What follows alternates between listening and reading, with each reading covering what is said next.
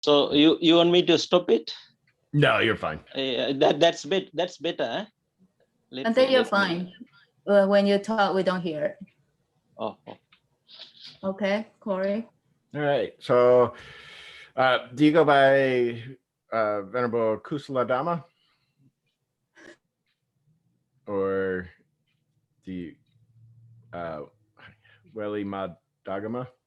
Is that how you pronounce your? Or do you go by? Correct. Or do you want to go by Kusala Dhamma? Yeah, Kusala Dhamma. Oh, Kusala is fine too. Okay. Bante Kusala or Kusala, whatever you feel comfortable. Okay. Well, you are our second Bante Kusala. So. Yeah. There was another Kusala. Yeah. So. Well, Bhikkhuni told me. Well, everybody, welcome to our last and final class. So, Buddhist Cultural Diversity in Asia. It's going to be led by Bante Kusala. So, you may start whenever you are ready, sir. Yeah, I'm ready now. Okay. So, you want me to introduce myself? Sure. Yeah. Let me introduce in brief because I think it's good. I am Venerable Velimada Gamma Kusaladhamma. I have a long name. It's a long name. Kusaladhamma, that's my first name. Dhamma name too. Kusala Dhamma. Kusala, meaning. Kusala, wholesome. Dhamma, I don't need to explain the word Dhamma. So then that's my name. Then I was born here in Sri Lanka and raised here. And then at the age of 12, I ordained. I became a monk, novice monk. Can you hear me? Yeah. So then I studied. I got my basic monastic education in monastic schools in Sri Lanka, primary and in higher schools. Then I moved to the University of Kelaniya, where you guys are doing diploma course. There I did my first degree, BA in Buddhist culture. I specialize honors degree. Then I got first class, what we call in Sri Lanka, highest GPA. Then I had an opportunity to join with the staff at the Department of Pali and Buddhist Studies.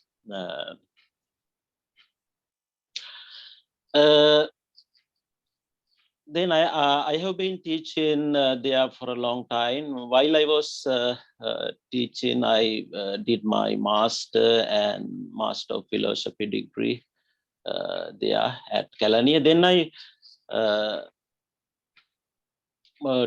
in 2017, I got study leave for my doctoral studies. Then I moved to USA. I did my doctoral studies in California at University of the West, Buddhist affiliated university. Maybe you have heard. Then I returned after several years to Sri Lanka. I returned to Sri Lanka. Then I resumed my duties. Now I am serving, doing my duties as a senior lecturer here in Sri Lanka. We call senior lecturer. In the USA, like assistant professor or professor, whatever. It's a little bit different. We are following Sri Lanka British system. Then I have been teaching for a long time, Buddhist, especially Buddhist culture, my subject, cultural aspects of Buddhism. I think that's enough, and that's in a brief introduction. I'm happy to know about you guys. Could you introduce yourself in brief? That would be great. Sure. I will go first real quick. So my name's Corey. We've already met a few minutes ago. So Yeah. I've been going to Maba and started my Buddhist path about 6 years ago now, maybe closer to 7. Yeah, so, and been thoroughly enjoying the material that Kalenia University has provided, and looking forward to your teachings. Yeah, I'm from St. Louis, Missouri, about 45 minutes outside of Augusta. And yeah, that's about it. Yeah, great.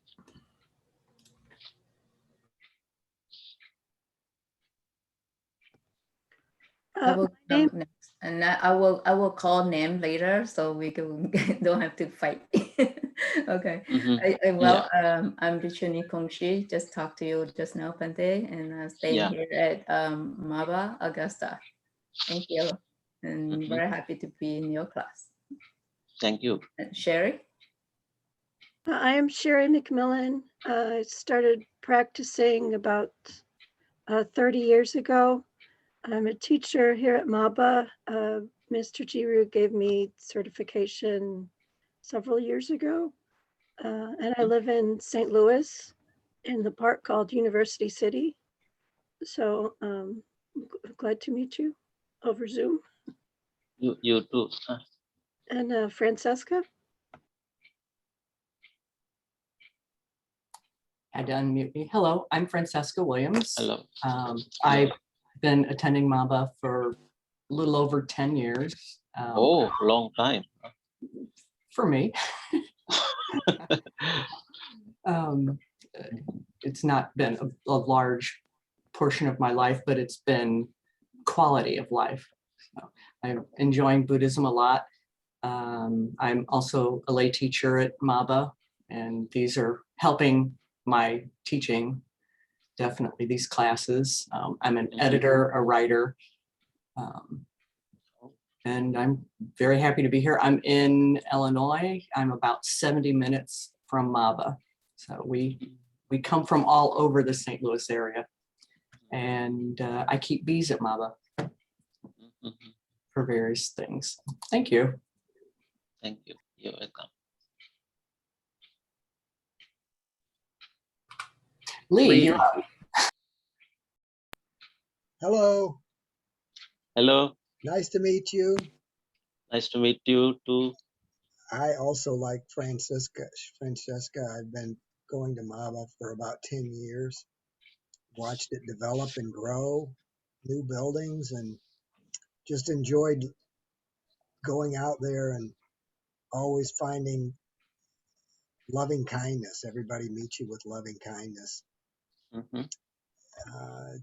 It's still a very difficult path with all the things that we're trying to learn. And as we discussed earlier, the Abhidharma was our last class, and it was exhilarating, but it's so deep that it's sometimes hard to understand. But I thank you for donating your time to help us learn, because I think learning the history and the way that things fit together help us, or at least help me. Mm-hmm. Thank you. Yeah.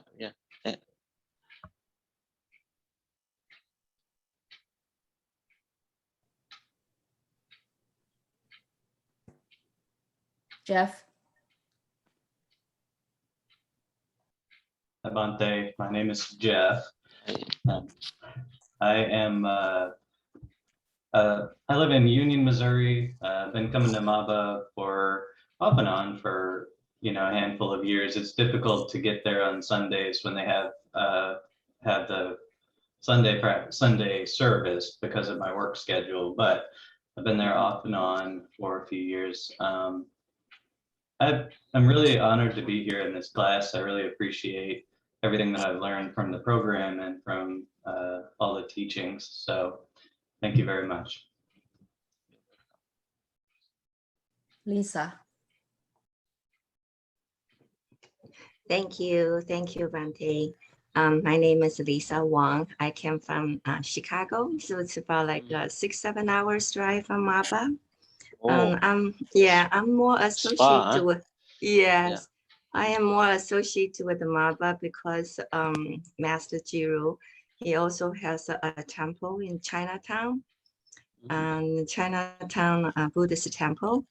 So I'm more associated with the temple here. And I started with the Buddhism learning from 2008 when I started reading about Chinese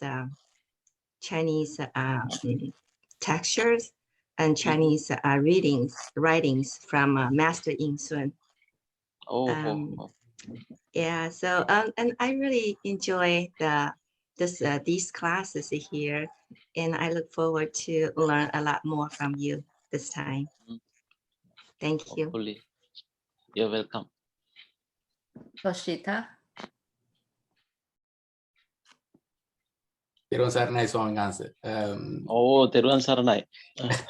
So I'm originally from Sri Lanka, as you can guess. I joined the program 2 years ago only to learn Pali, and 2 years later here I am, I guess. So very glad to getting to know you. Appreciate your time. Kyle. Hello, Bante. Nice to meet you. Nice to meet you too. My name is Kyle. I've been going to Maba off and on with my family for about 14 years. My undergrad in school, I minored in Asian studies and focused in Buddhism and Chinese. Went to a master's program in China, did China studies and focused on Mahayana Buddhism, development of Zen, Chan Buddhism in China. Came back to the States, got into software development.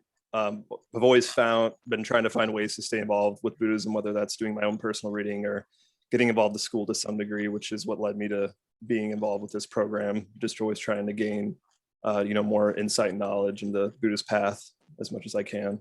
Thank you so much for having this class with us. It's a pleasure to meet you. Yeah, it's a pleasure to meet you too. Venerable Kongzhen.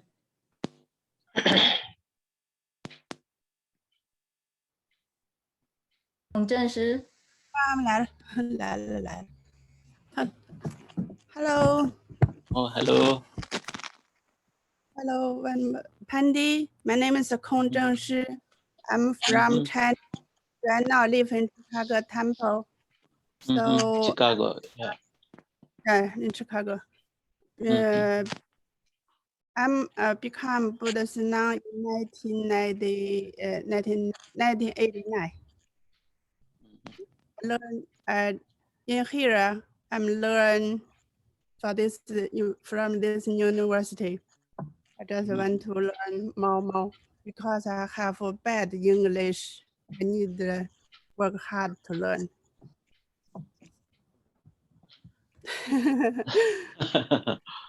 So no worries about we want to learn the Dhamma. Yes. Yeah. I learn English well, maybe learn Dhamma as well also. Yeah. It's nice to meet you. Yeah, nice to meet you. Wen Ying.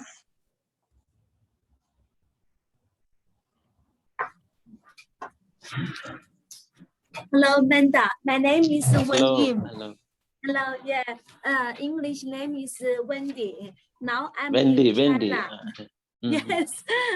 I'm in China. Yeah. I have been Maba maybe since 2015 because I studied in Chicago in 2015.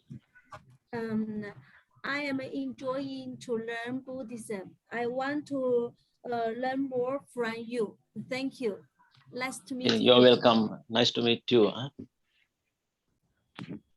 Okay, we have the last one, Dennis.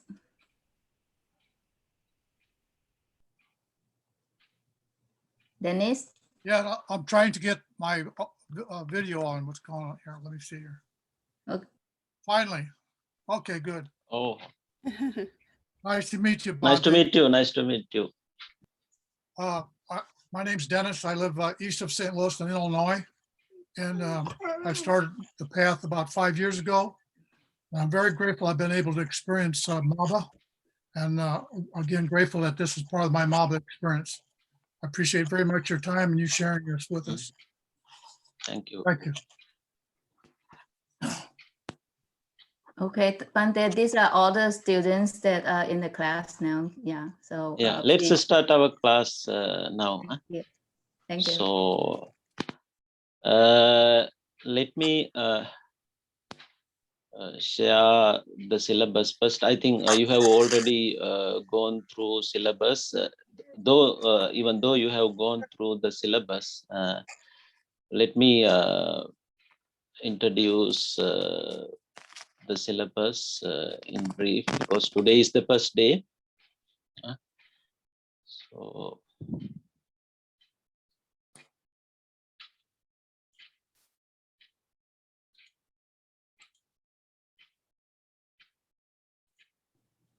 Oh, by the way, Bhante, we have Professor Kang here also. oh. Yeah.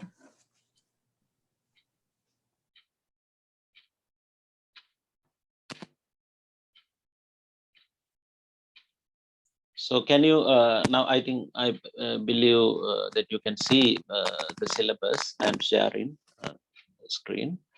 So what we are going to study in this lecture series, Buddhist cultural diversity in Asia. That's the course name. That's the course name. Course code DPBS13052. 13052, Buddhist cultural diversity in Asia. So we are going to have 30 hour lectures, but I won't do 30 hours. We will have a guest lecture professor too, as far as I know, according to the schedule. So then you see everything's dates and my phone number and email address also here. You can contact me even through Slack too, Slack as well. So course content, can you guys hear me clearly? Yep. Is my voice is okay? Or yep, you sound great. Oh, okay. So what we are going to study in this course, actually Buddhist culture in Asian countries. We are not going to have that much time, but depending on our time, we have depending on our time, we will be discussing some selected topics or aspects of Buddhist cultures in Asian countries, and especially we will be focusing their diversity. Countries like India, Sri Lanka, Myanmar, Thailand, China, and so on. I have put some of selected topics or aspects that I am going to focus on this in this course here. Then learning outcomes are here you can see. So what we you guys expect to achieve, expected to achieve. these kinds of learning outcomes. Define what Buddhist cultural diversity is and so on. Various aspects of Buddhist culture. Then I don't want to explain these, everything in details. Grading criteria. You guys are familiar with these things. This is your fourth, or I think the last course. Here, class schedule. We are here.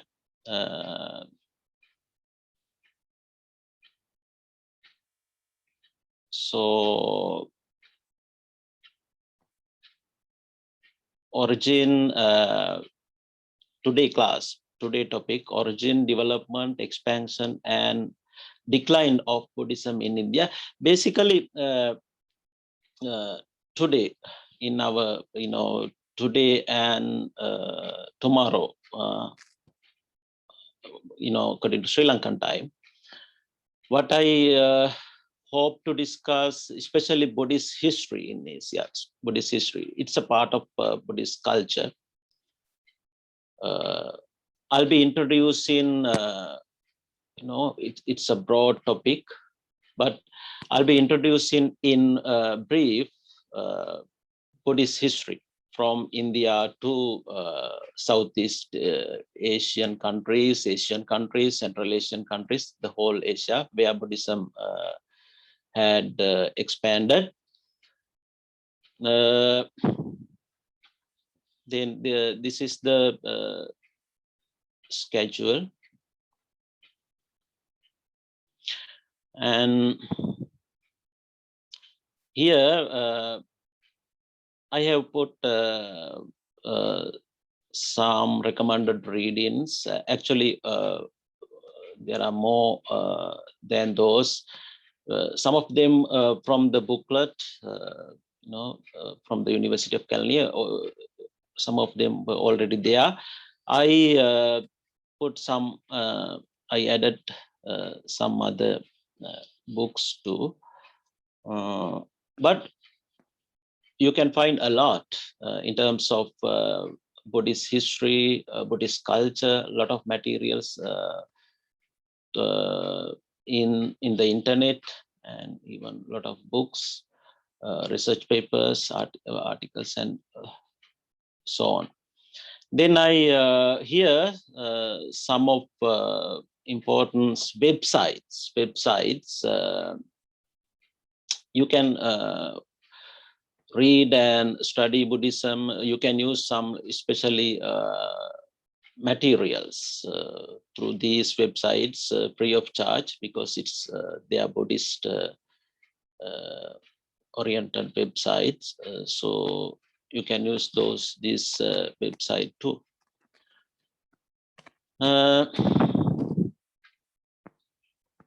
I think that's enough for the syllabus. Usually how you can just suggest me if you want any change. What I'm thinking to how, especially this is how I am going to do my lecture. Usually we have 3-hour lectures and even 2 hours. During the lecture, as usual, let's take a short break. Is it good for you guys? Is it okay with you guys?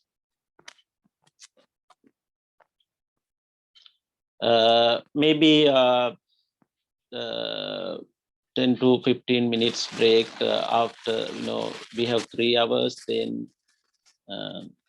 after finishing our discussion or lectures, 1.5 hours, we can take a short break. Then we are going to resume. We are going to start our lectures again. Then in the last in last 15 minutes, we are going to have a discussion, especially questions. If you guys have any question in terms of today lectures, in terms of today discussion, I would like to talk and answer in the last 15 minutes. And however, you can, during the lectures too, if you have any questions, I'll give you guys the opportunities depending on our time. I'm happy to answer what I know, and I'm happy to share what I know. I'm happy to share with you guys. I think that's it in terms of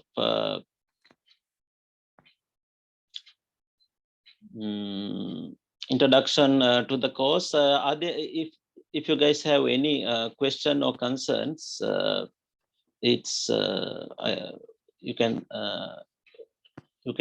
tell me now. If you have anything, any questions or concern in terms of our class schedule or introduction, let me know.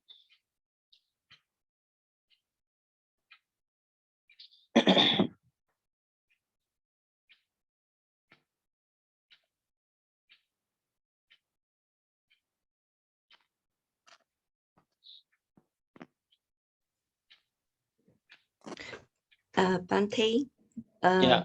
I have a question on the first assignment that you have. You asked us to write about the paper. Do you have like a minimum number of pages that you want us to write? So I just put how many pages are there? 3 pages. I don't remember. 3 to 5 pages, huh? 3 to 5 pages. Yeah. What do you want to know about on this?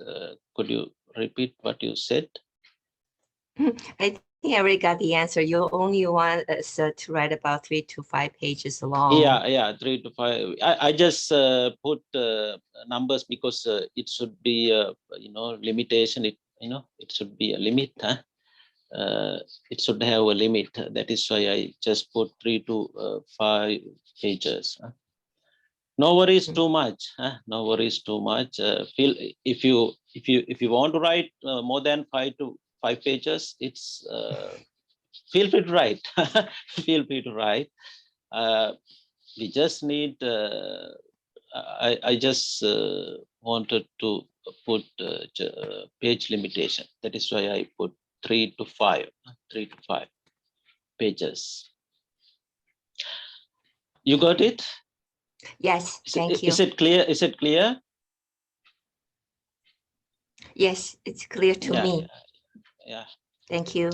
How? Yeah.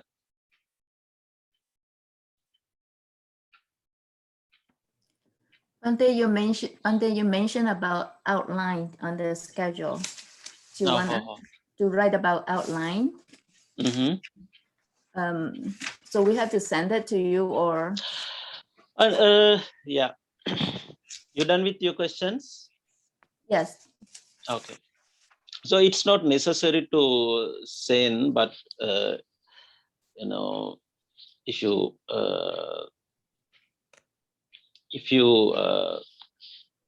can send, that would be great. Huh? I just we need to have a schedule, and that is why I just put. But if you can send it to me, it's much better. Much better. So it doesn't matter whether you send to me or not. If you are working on, that's enough. That's enough. So you can just send to me if you have already if you are preparing or if you are planning to write. So how about the other classes?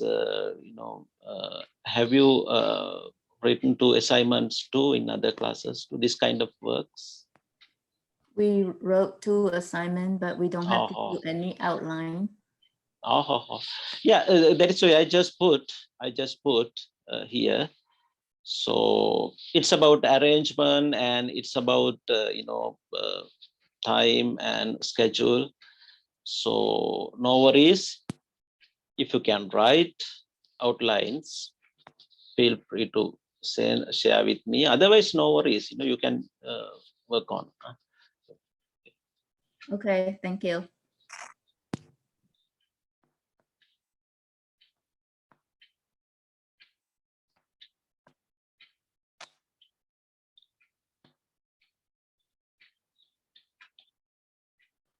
Hi, Bhante. I also have a question regarding the outline. Since the topic is religious relationships among Southeast Asian Buddhist countries, I'm guessing that it's pretty open.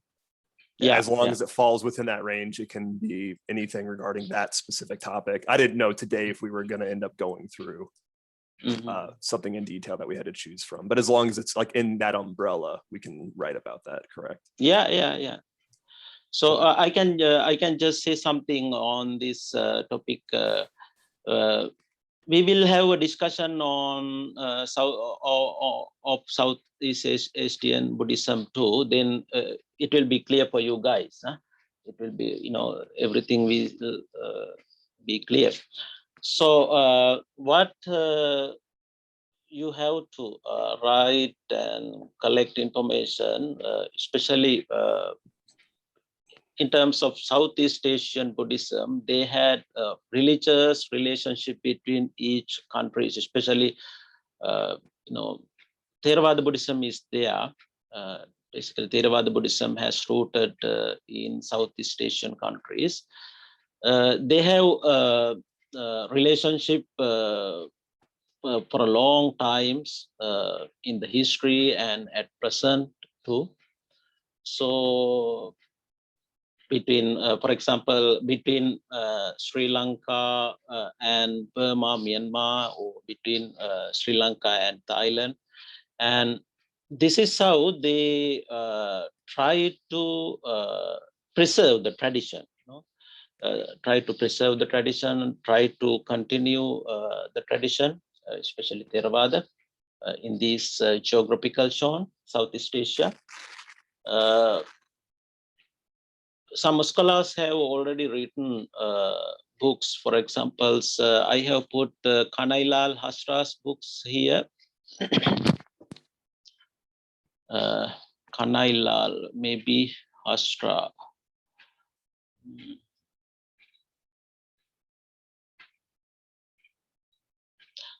History of Theravada Buddhism in Southeast Asia, number 6.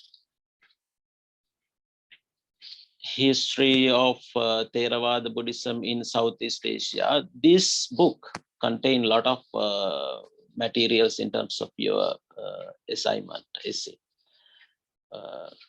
Number 6 under recommended reading list, in your recommended reading list. Hasra KL, History of Theravada Buddhism in Southeast Asia. Are you clear? Is it clear for you? Yes, very clear. Thank you very much, Bhante. Okay, you're welcome.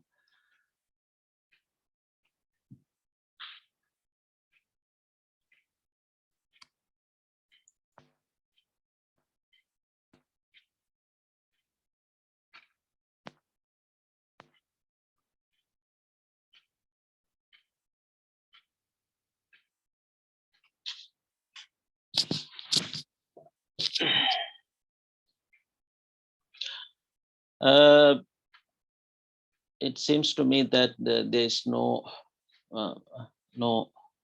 other questions. Then let's go on with our study lectures. with our first discussion, first topic.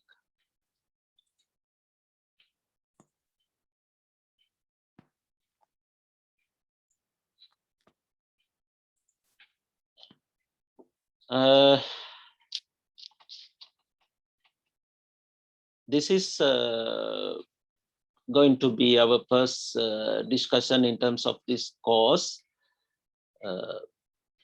As I already told you, topic 1, origin, development, expansion, and decline of Buddhism in India. It's about Indian Buddhism.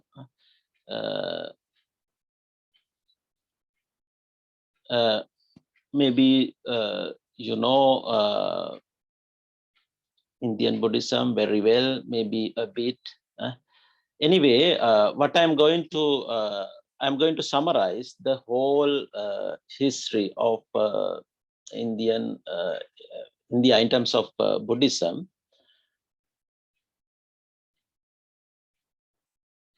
First of all, let's talk a bit about the origin of Buddhism in India. As you know, a long time ago. First of all, let me show you a map. No, this is the map. You are familiar with this. India, you know, Sri Lanka, you know, I am here. And then you are far away from me, United States.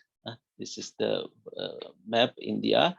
And Asian map, I have put Asian map too. So Buddhism originated, emerged in India in the 6th century BCE, as you know, long time ago, 2,600 years ago, approximately. It has a long history. Buddhism has a long history. The name Buddhism, Buddhism comes from the founder Siddhartha, Siddhartha Gautama, and especially disciples of the Buddha, Sangha, Bhikkhu and Bhikkhuni,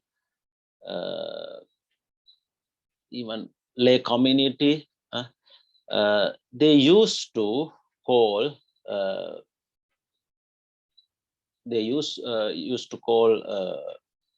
Buddha, the word Buddha. It means awakened one. It means awakened ones. You know these things. So here, where Buddhism originated, emerged in India, as you know, in Northeast India, Buddhism emerged. You can see here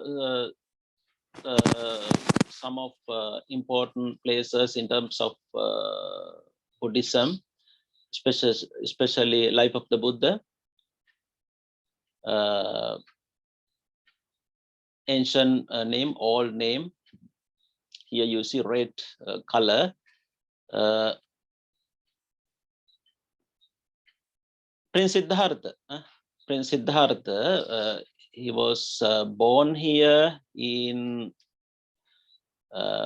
actually Lumbini, Lumbini Park. At present, this geographical zone belong to Nepal. It's a different country at present. Then Prince Siddhartha or Siddhartha Bodhisattva, he achieved enlightenment in Bodh Gaya, became a Buddha. And another place, and the third one, Saranath. First one, Lumbini, and the second one, Bodh Gaya, where the Buddha became enlightened, and he achieved his goal. Prince Siddhartha achieved his goal here in Bodh Gaya. Then he delivered his first sermon. He delivered his first sermon, as you know, Dhamma, the Beal Sutta, Dhamma Chakkappavattana Sutta. Dhamma Chakkappavattana Sutta. Here in Saranath, at Saranath. Then he, another important point, juncture in terms of life of the Buddha, Kushinara, where he passed away. What we call in Pali, we say Parinibbana. In Sanskrit, we say Parinirvana. He ended his life. So Northeast India, birthplace of Buddhism, and then I just put some pictures. No, I have put some pictures. The Buddha.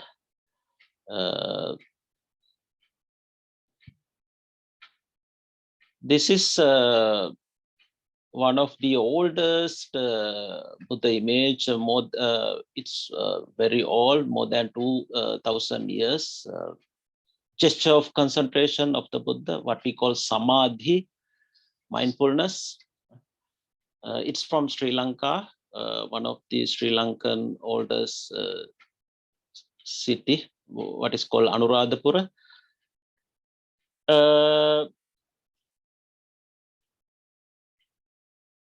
It expresses gesture of concentration, how Buddha achieved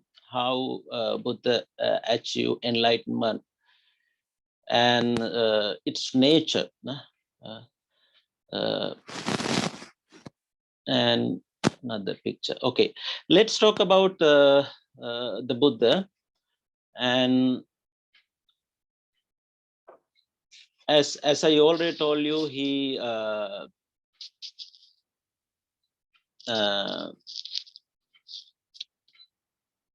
I told you about his birthplace and these details. He was a unique person, as you know. You are well aware on that, but I am refreshing your memory. He was not a God or messenger of God. He was a human being. That's a unique thing in religious history. So what he was trying to find as a bodhisattva, Prince Siddhartha, he wanted to find a permanent solution, or what we call the ultimate happiness. That is what he was looking for as a bodhisattva. Then, as you know, he practiced a lot of contemporary teachings at the time of the Buddha, what we call Vedic teachings,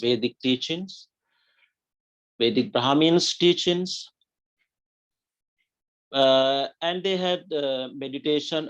He followed meditation practices too, but he had already achieved what the result of contemporary meditation practices. Then he understood by following contemporary meditation practices in the 6th century BCE, he did not find the goal what he was looking for. So even though Vedic people, Vedic tradition, they practice meditation. That was the contemporary meditation methods, techniques like samatha. Siddhartha Bodhisattva also followed and practiced these things, but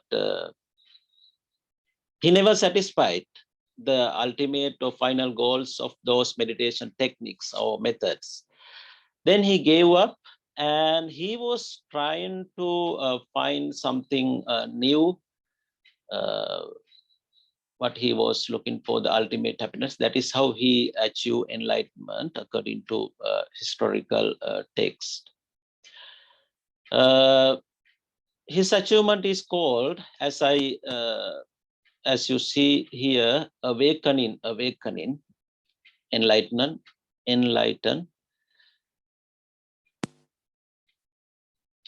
So he achieved this goal through a long process of meditation.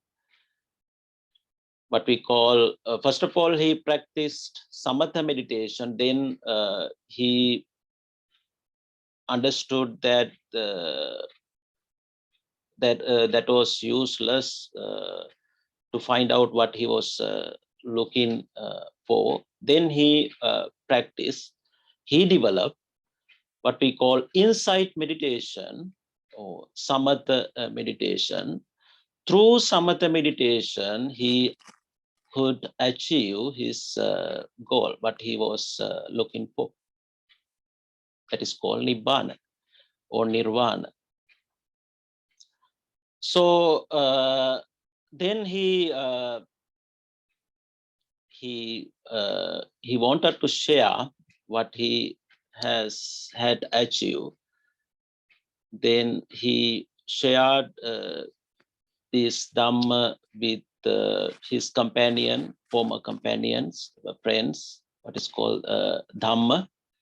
I have put here a picture.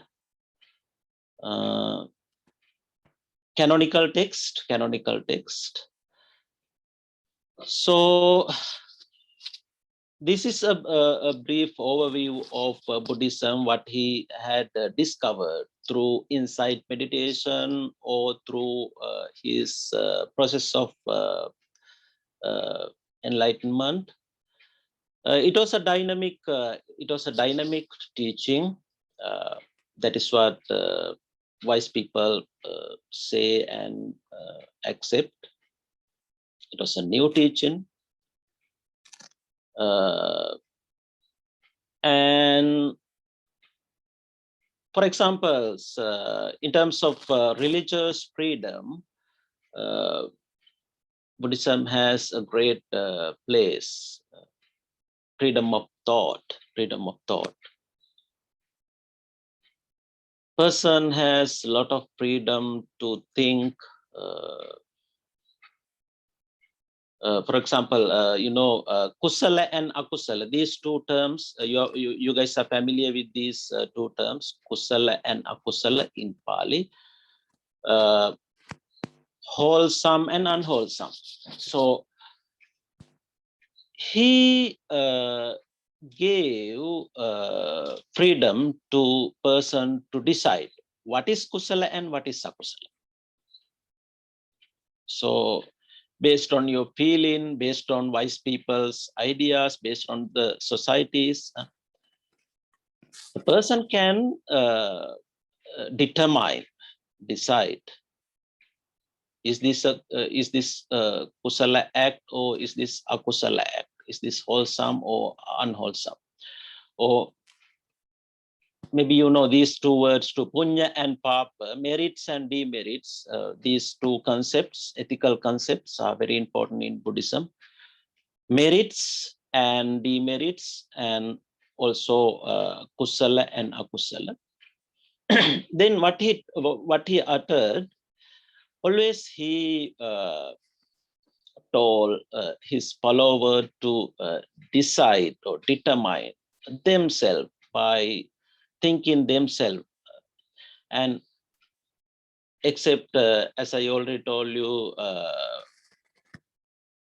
by asking what the wise people say about any action or word, verb, then freedom of thought, that is one thing in one of the important things in Buddhism and Buddha's teachings. And also I have put some of other facts here. No racial, caste or religious barrier. Anyone can follow because it's universality. It's about universe. So then anyone can follow Buddhism without any barriers, no racial or caste barriers. That is why, maybe in terms of Buddhist cultural diversity, we will be discussing in many Asian countries, Buddhist cultures in many Asian countries. Then, in India, there were so many religions in India at the time of the Buddha in the 6th century BC too. A few religions, the birthplace for few religions, for example, Hinduism, Jainism, Sikhism, a few Eastern religions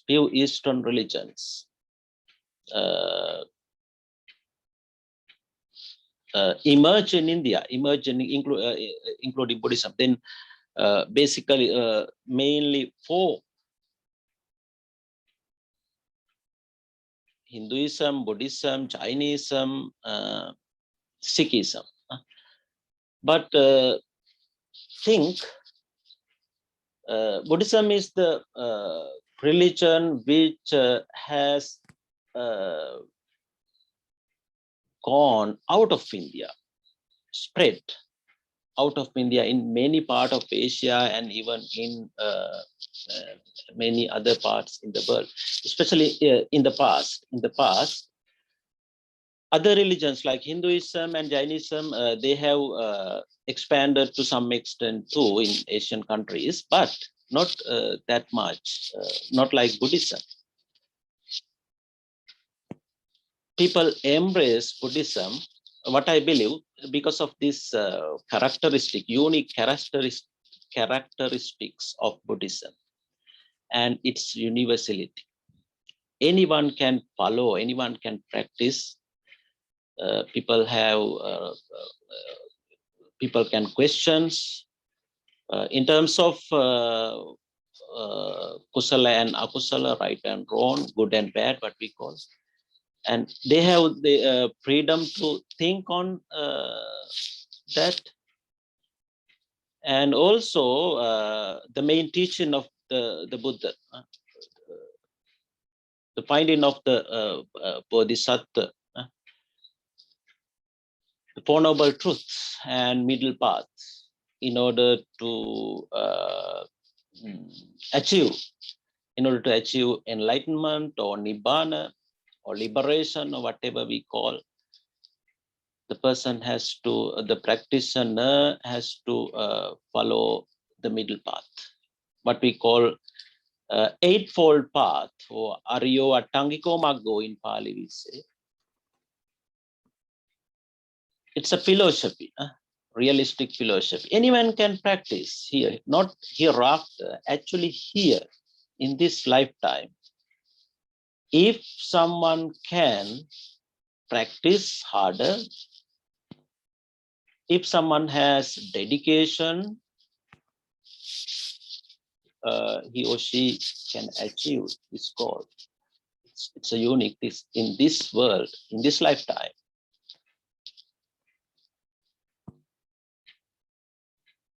So this is a unique thing of Buddhism, Buddhist teaching, really characteristics. Then the other thing is mundane and supramundane development. This is about Samsara and Nibbana. Samsara and Nibbana. Buddha knew that even though he did, he achieved a great, wonderful goal, achievement, but everyone is not ready to achieve Nibbana. This is the nature of the world. So people, that is why Buddha delivered a lot of facts and teachings in terms of mundane life or worldly life, in terms of sansaric life, or in terms of the cycle of rebirth. So in Buddhism, the practitioner or the person has freedom to decide his goal. Maybe it's a sansaric achievement, worldly achievement. Maybe it's supramundane, what we call Nibbana. So it depends on persons how he or she can dedicate, depending on the person. So that is what here you see, mundane and supramundane development. In many discourses, Buddha explained, some lay people asked the Buddha, they told the Buddha, Venerable Sir, we do not have time to dedicate our whole life for achieving Nibbana or enlightenment. So they asked the Buddha, let us know some teachings for worldly development, for day-to-day development, in order to develop our spirituality in daily life. This is what people ask at the time of the Buddha. For example, in these discourses, this is the Pali word, Vyagapajja Sutta, the discourses of Vyagapajja. One of layman, he asked the Buddha, Bhante, Venerable Sir, we are not ready to what he told the Buddha. We are not ready to achieve Nibbana. It's hard. In day-to-day life, we do not have that much time in order to develop our spirituality, because we are struggling with day-to-day activities, our farming, and family life, family things. So, but we would like to, what he asked, we would like to follow the Dhamma. We would like achieve some spiritual development. Then Buddha uttered the Vyagapajja Sutta. This is an important sutta. In this sutta, Buddha explained to this lame man, this person, how one can achieve worldly goal, means sansaric goal. It's not about Nibbana or liberation, but everyone, every practitioner should have goals in terms of religious achievement. Maybe it's Nibbanic, maybe it's a worldly goal. It doesn't matter whatever the goal, based on persons. Person can decide. So as you know, Buddha was not a messenger, he was a founder, and as I explained, what we call in Buddhism, we find, in terms of Buddhism, we find gradual path. There is a systematic path in Buddhism, depending on person's knowledge, depending on person's capacity to person can start practice. That is what Buddhist discourses contain, anupubba patipada, anupubba, gradual path. That's another unique thing in Buddhism. So I talk a lot. If you need any more clarification, or if you have any questions, you can. It's time.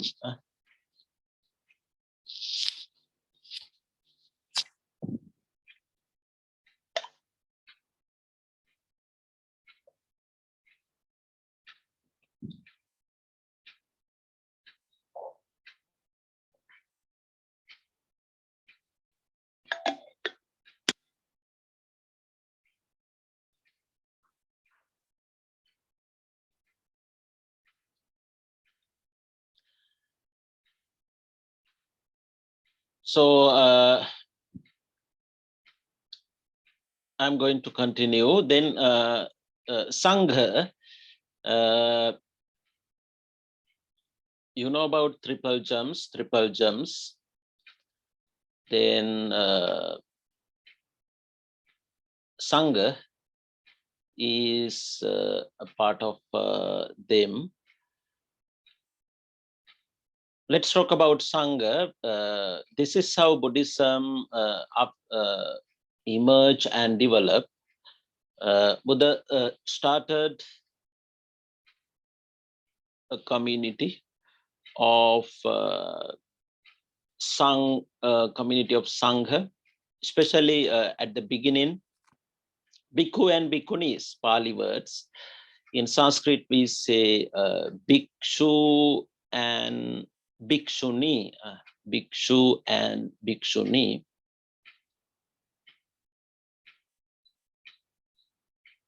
Ordained men and women. Then, as you know, this community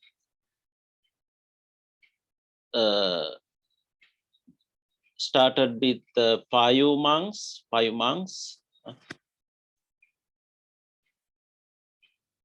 Panchavaggiya bhikkhus in Pali we say.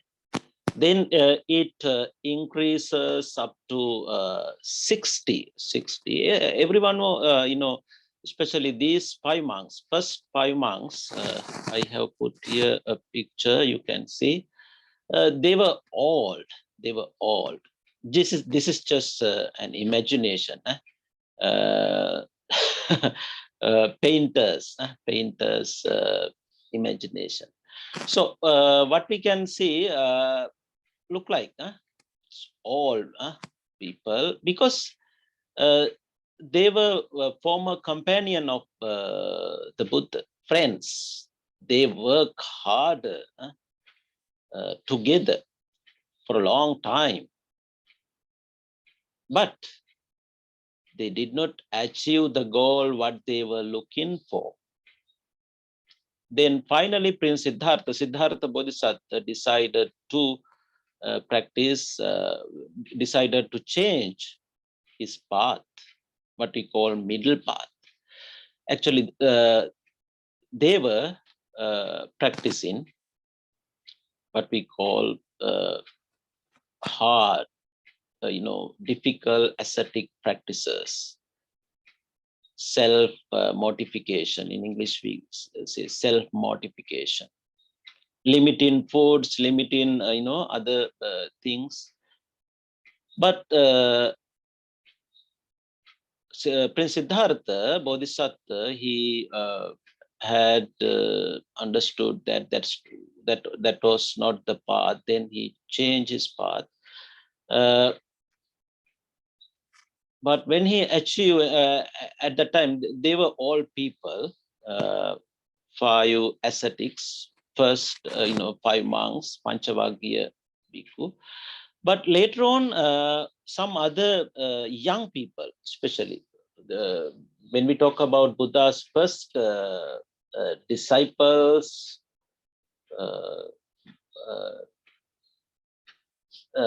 monks, they were young people. So they were looking for something meaningful. That is why they joined the Buddhist dispensation. And when there were first 60 missionaries, first 60 monks, the Buddha told them to go out, especially travel to villages, cities, from city to city, village to village, in order to expand new discovery, what is called Buddhism, his message.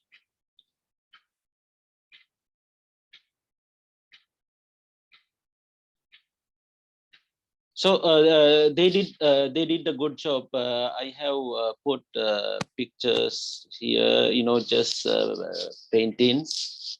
So how they depart. This must have been. So his disciples, first disciples,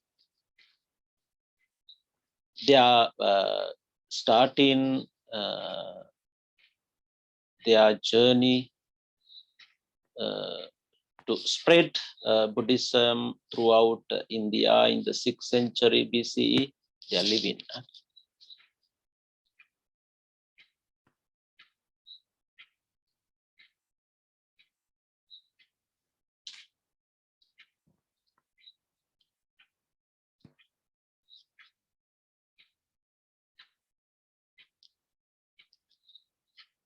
So first 60 missionaries, as I already told you, they did a very good job. They, according to Buddhist text, historical text, they went alone. 2 monks did not go on one road on the same direction. They because they wanted to give this message for many people. That is why they went to different directions. They went alone. And they travel to village, city to city, and they spread Buddha's new discovery, new teaching. And even later on, the Bhikkhunis ordination began. Then they had done great job. It was a great help to propagate Buddhism. Because Sangha, they had a simple life, as we understand through historical texts like, Vinaya Pitaka, Basket of Discipline, and even Sutta Pitaka too. Monks and nuns, they had a simple life. So they did not have a permanent residence like today, like temples. And they were begging, they were collecting foods, especially lunch. They took only lunch, and they went arms round. They beg foods, and when they get foods, they partook the foods, in a certain place. Then they again they did their services. And this is how actually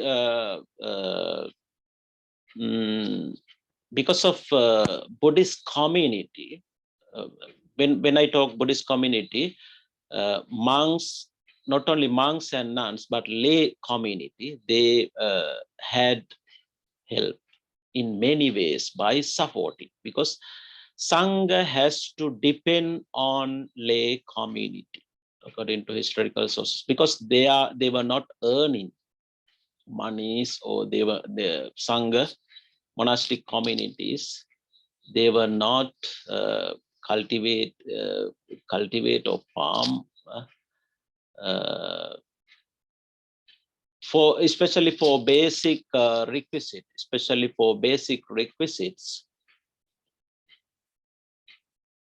they had to depend on lay community. That was the great help that lay people offer to the Sangha by providing foods,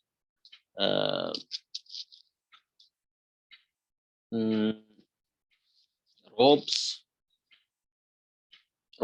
foods, and even later on, people used to build small monasteries, residence halls for monks, especially lay community, and medicine. These kinds of things people of a lay community. This is how actually in the 6th century BCE, Buddhism went on. It's a lot of work, a lot of dedication. When we examine Buddhist texts, it was not that easy.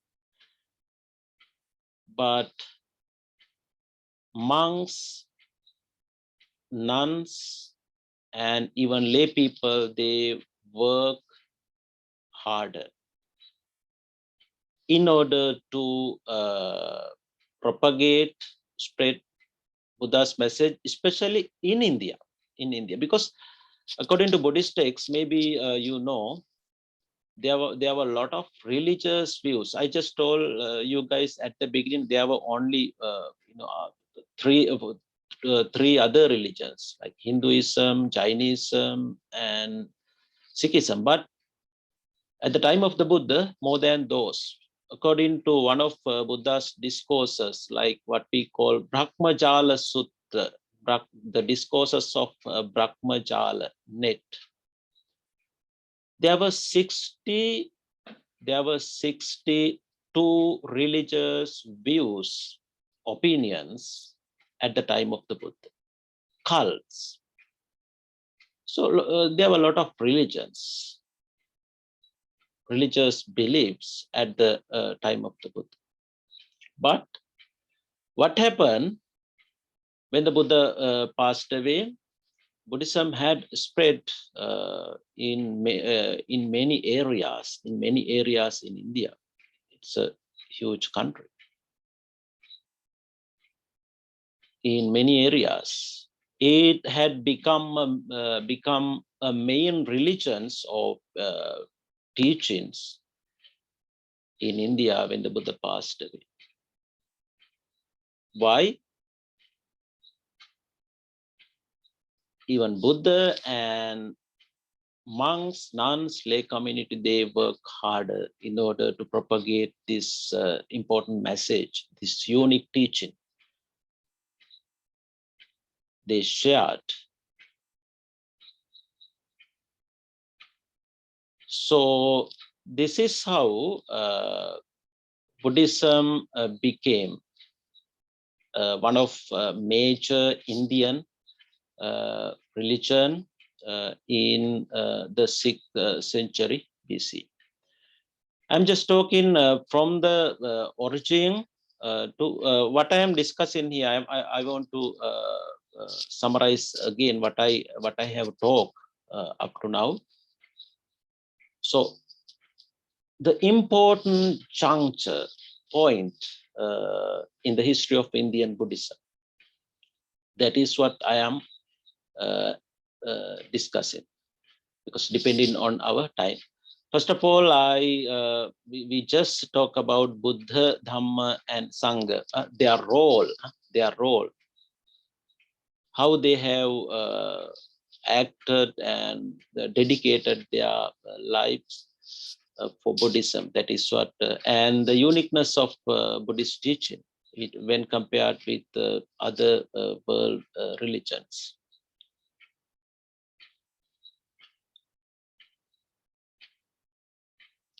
So we are coming to next part, next important point in the history of Indian Buddhism.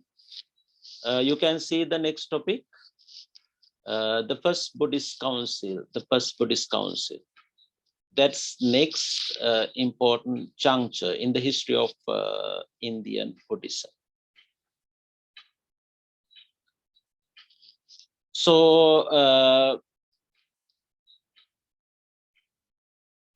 after 3 months of the Buddha's passing away, monks, according to Theravada sources, according to the Pali canon, 500 arahants, venerables, monks gathered in a certain place where they conducted a council. What we call, we recognize it as the first Buddhist council,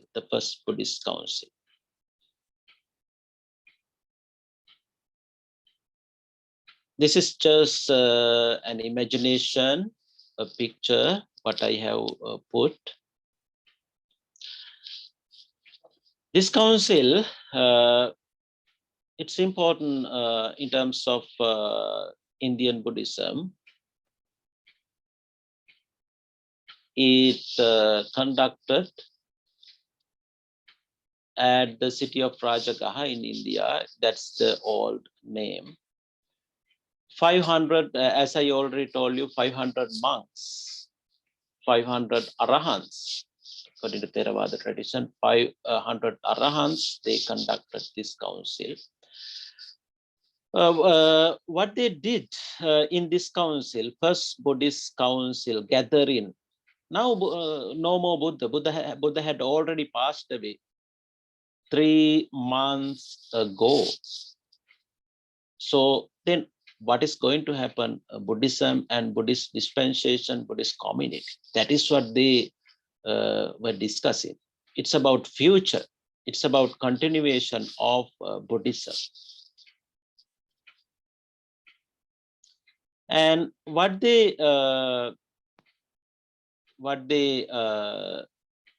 did for a few weeks, they have collected what the Buddha taught, what the Buddha uttered for many years in his lifetime.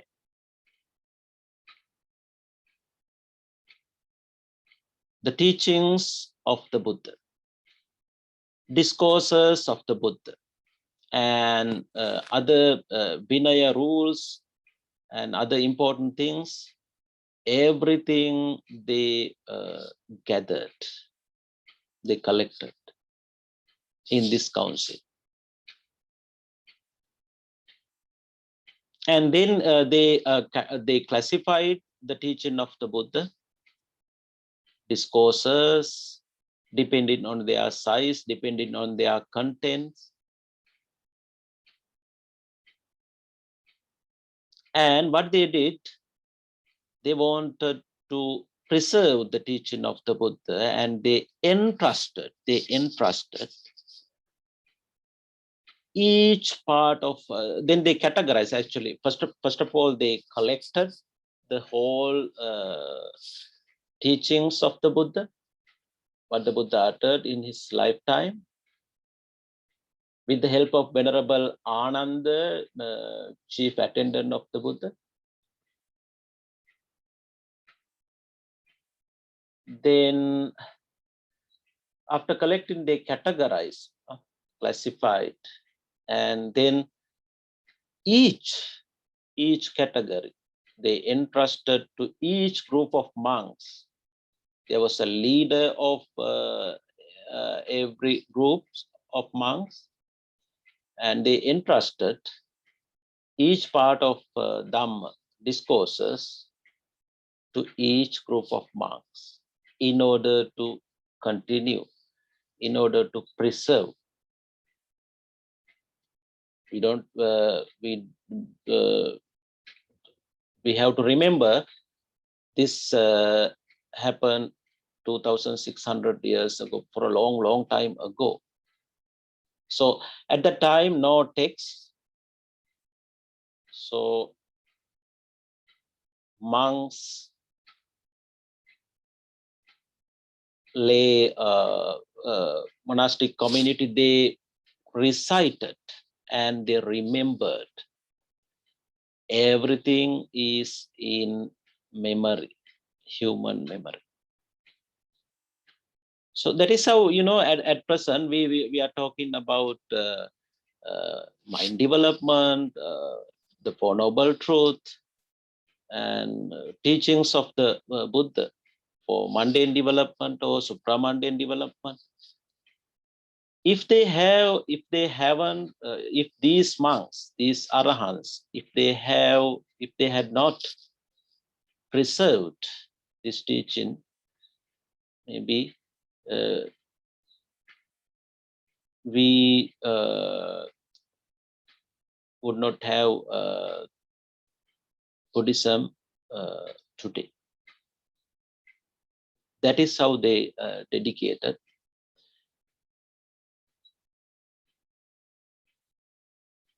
Then each monastic group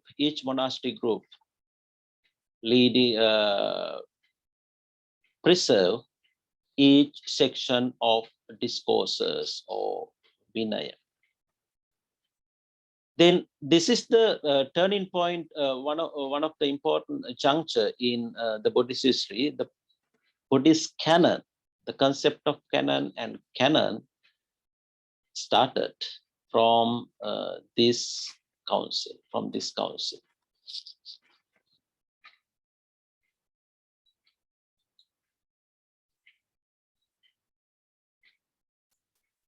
Any question or concern, if you have, let me know.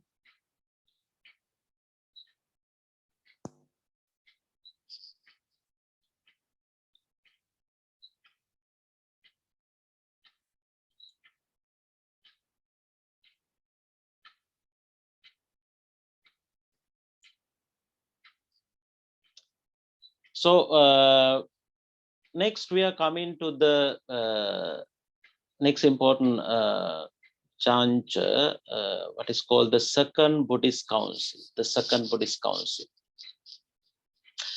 I have just put paintings, pictures, what I got from the internet. So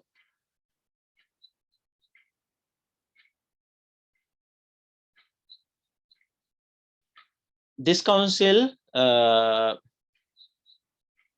in Indian, according to Indian history, according to Buddhist history, this council conducted monks after 100 years of the Buddha's passing away, after 100. The first council after 3 months of Buddha's passing away. Then this council, the second council, after 100 years of Buddha's passing away.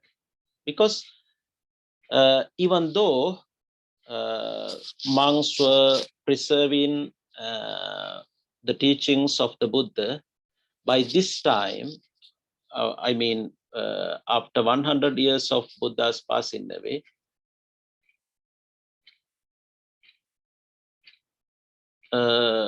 some issues had emerged in the order of Buddhist dispensation. So that is why monks wanted to conduct another council, another discussion. After 100 years of the first Buddhist council.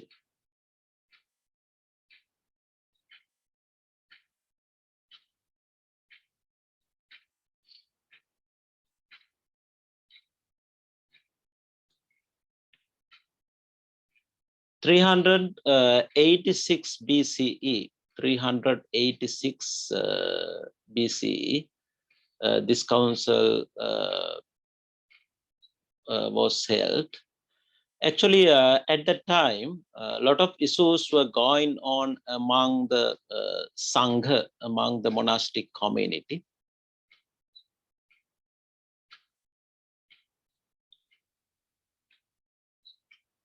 So they had there was a discussion. There was a discussion about especially monastic rules.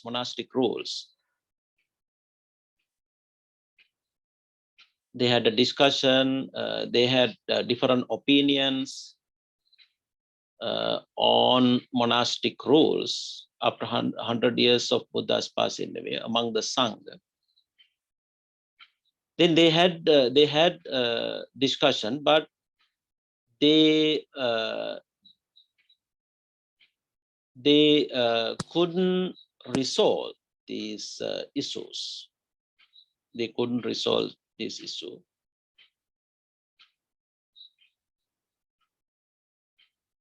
That is why after 100 years of the passing, after 100 years of the Buddha's passing away, first time in the Buddhist history, monastic community broke away into what is called sect, schools or Nikaya schism.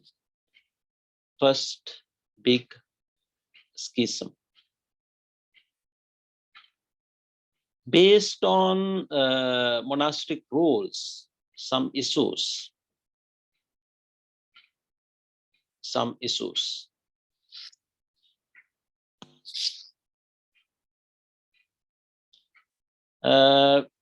I think let's take a break for a short break.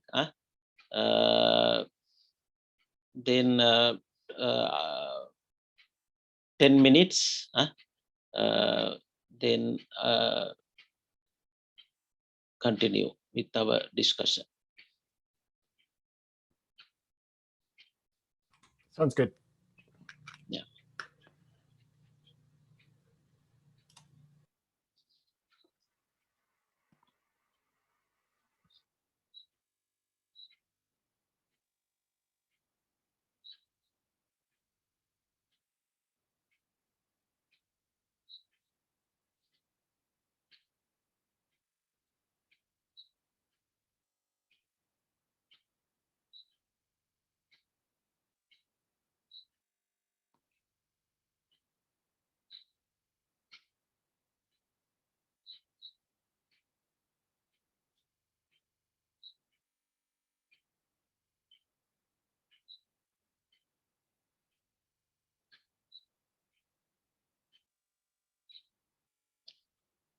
So I am back. Correct, can you hear me? Yep, we're all set. Okay. So before going on with our discussion, I'm asking again. So if you have any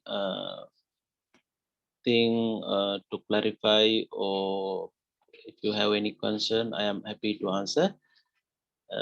Because I don't know whether you can how far, how much you can understand and follow me. I'm trying to explain in a simply manner Buddhist history from the origin, from its origin.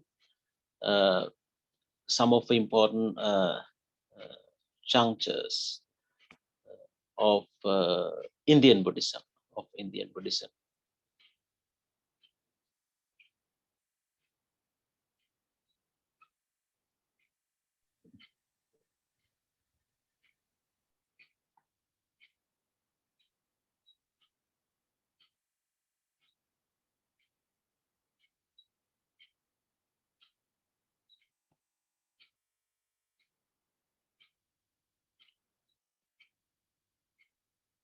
So let's let me summarize what we have already discussed before the break. So we talk about the triple jump, which is very important in Buddhist practices. The Buddha, Dhamma, and Sangha, the founder, his teaching, and his community. So we talk about who was the Buddha, his achievement, what kind of achievement did he what kind of achievement he had got, and then how was his early disciples, the community of Sangha, their structure, their unique characteristics. Actually, before that, we talk about Buddhism, its role in Indian religion, its uniqueness as a teaching of a human being. So after that, we discuss about Sangha, how they dedicated early Sanghas, their whole life, the situation of the nature of their lives. They had a simple life. And they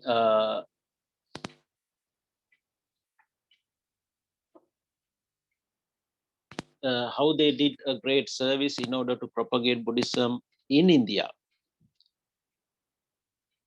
At this time, Buddhism was, according to historical sources, according to Buddhist texts, at this time, Buddhism was Indian religion. It sorry, it limited to India in the 6th century BC. Then we were having a discussion on the Second Buddhist Council. If you remember, when we stopped for a break, Second Buddhist Council.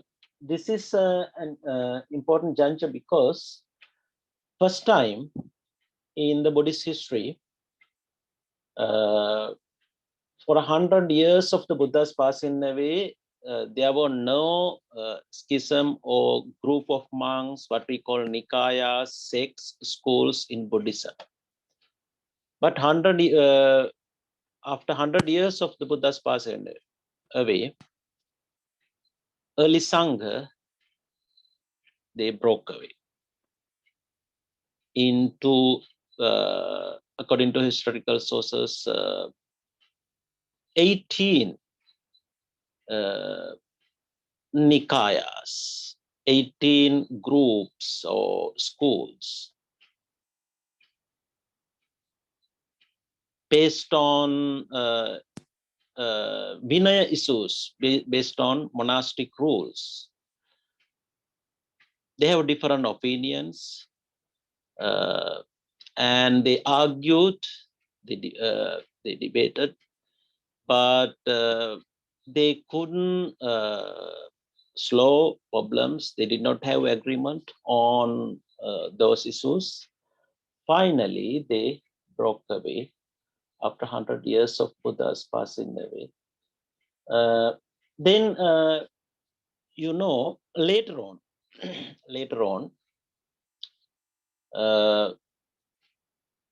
at present, in the modern world, there are three major Buddhist traditions, as you know: Theravada, Mahayana, and Vacharyana. These are the main Buddhist tradition in the world. Then, this is the important point. I mean, the Second Buddhist Council, from which this is the first occasion on which this tradition began, and later on they continue to develop. Then after a few centuries later, Mahayana tradition, another famous Buddhist, what we call at present Mahayana Buddhist tradition, emerged in India. But before that, this Mahayana Buddhist tradition emerged based on this early sect, which had emerged in the Second Buddhist Council, based on early Nikayas. Early Nikayas had evolved, early sects had evolved. One of early sects had evolved or developed as Mahayana later on, early Sangha. That is why the Second Buddhist Council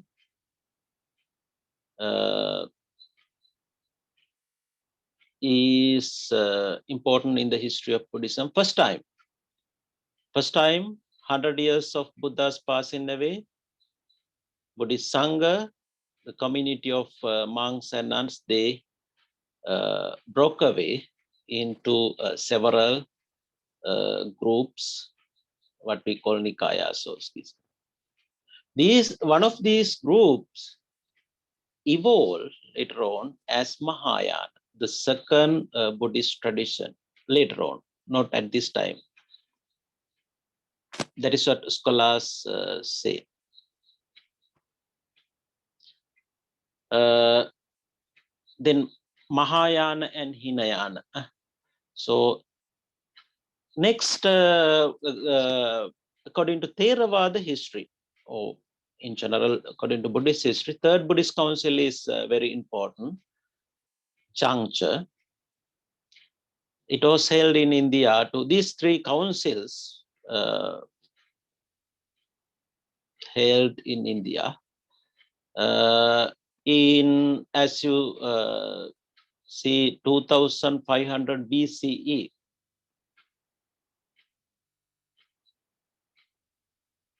Third Buddhist Council, next gathering Buddhist Council conducted in India.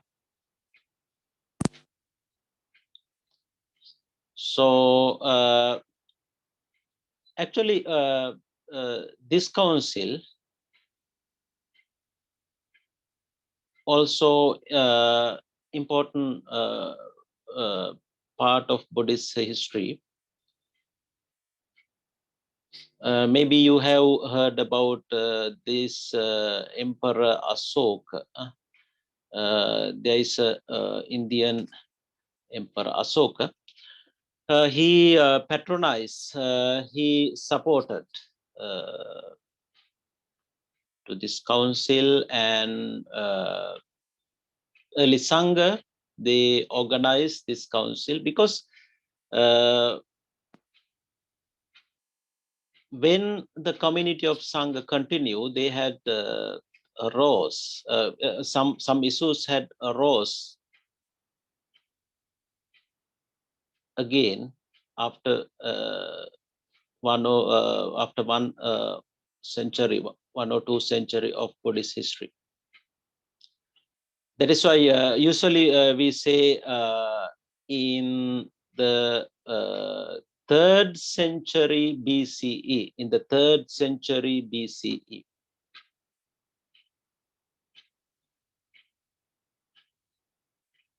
Or 2,300 years ago, 2,300 years ago, this council held in India. One of the important point in Indian Buddhism, in the history of Indian Buddhism. Why? The most important thing is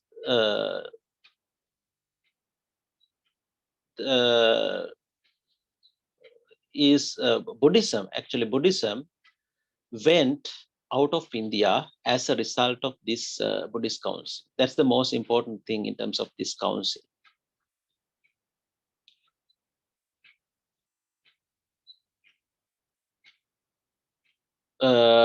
In the 3rd century BCE, a great Indian emperor, Ashoka, his name is Ashoka. He patronized, and this is just imagination, and imagination. I have just put a picture. Then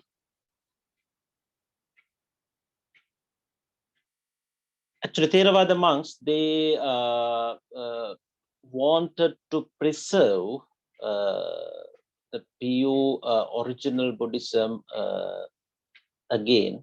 That is why they conducted the whole this council in India. After 2 centuries of Buddha's passing, more than 200 years, actually, more than 200 years.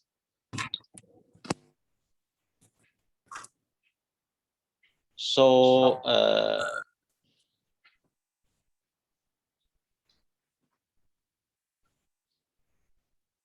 I'll especially at the beginning, as I show you,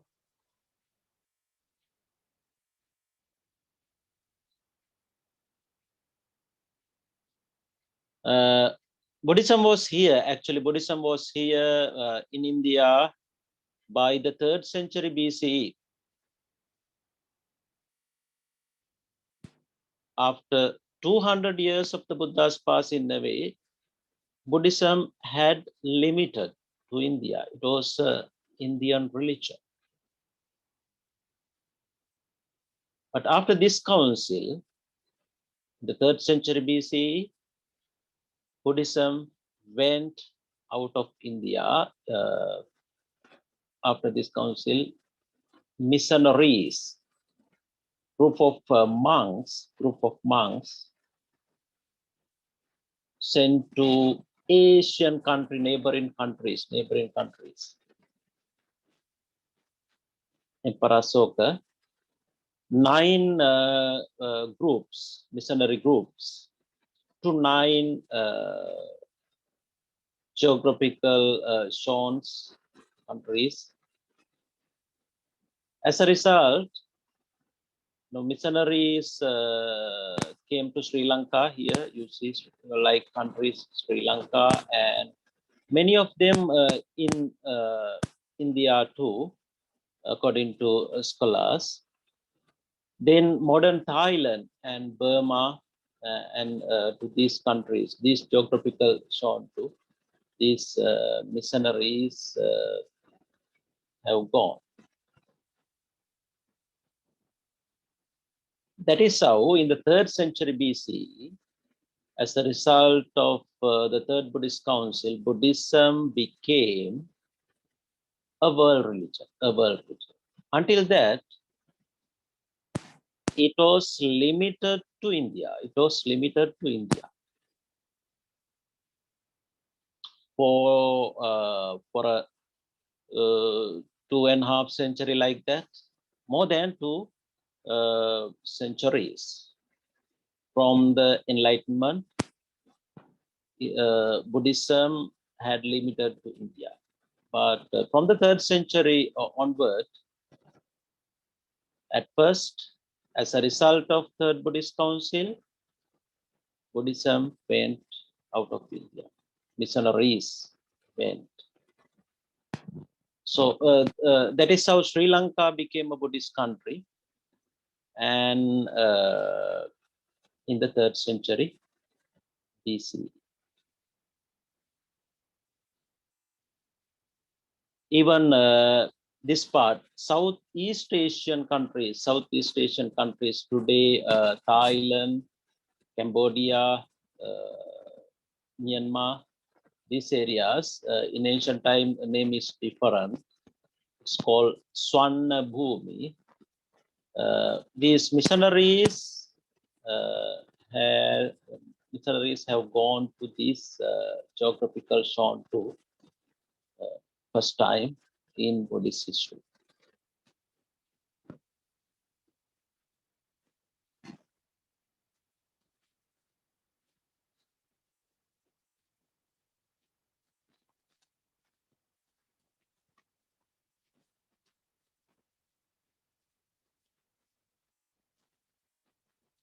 If you have any question or concern, please let me know.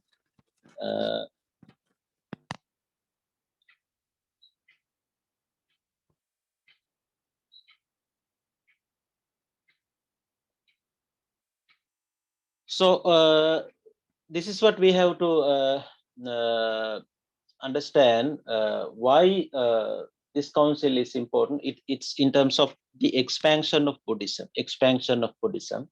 Buddhism became a world religion first time in the 3rd century BC, after 2,300 years ago,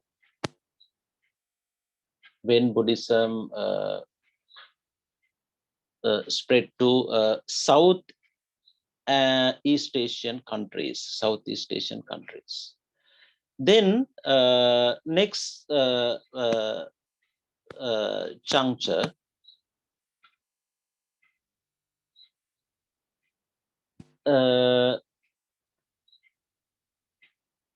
Mahayana Buddhism, emergence of Mahayana Buddhism.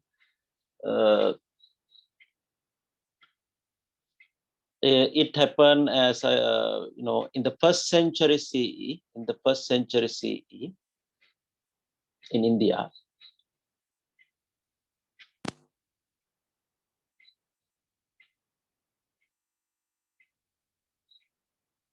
After then you can just imagine, you can just think time from the 6th century BC to 1st century CE, approximately for, after 500 years of the Buddha's passing away. This new tradition, one of the major Buddhist tradition in the world at present, Mahayana Buddhism, arose in the 1st century CE. Actually, it did not happen suddenly. It's a gradual development. As I already explained to you guys,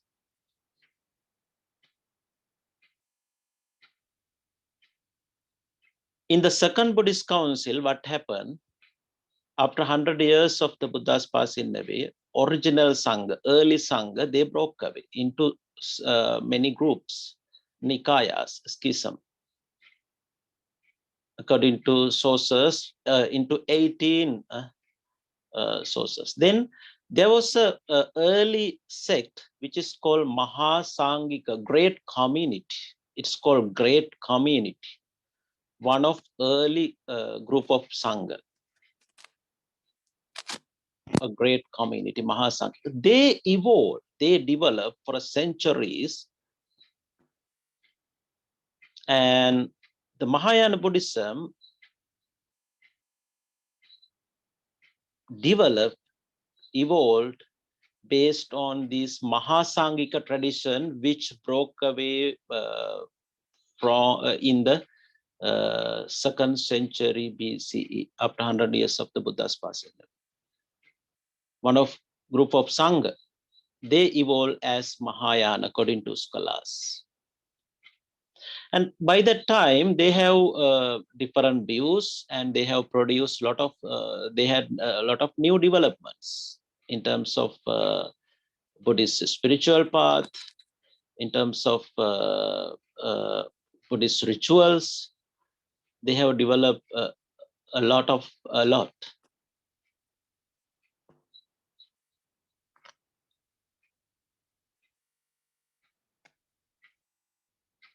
So especially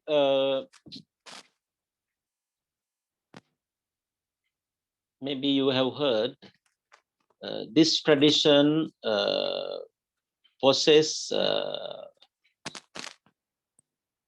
lot of text in India. India, they had the Mahayana tradition had developed a lot of Buddhist texts, what is in Sanskrit language. In Sanskrit language, one of canonical language, as you know, there are several canonical languages in terms of Buddhist studies, like Pali, Sanskrit, Chinese, Tibetan, and so on. And Sanskrit is important language in terms of early Mahayana sources. In India, a lot of Buddhist texts had developed what we call Mahayana sutras, Mahayana discourses, had developed in Sanskrit.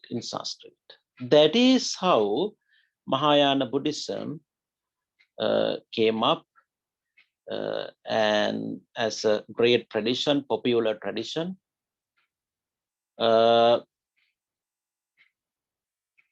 In this tradition, we find some other important things.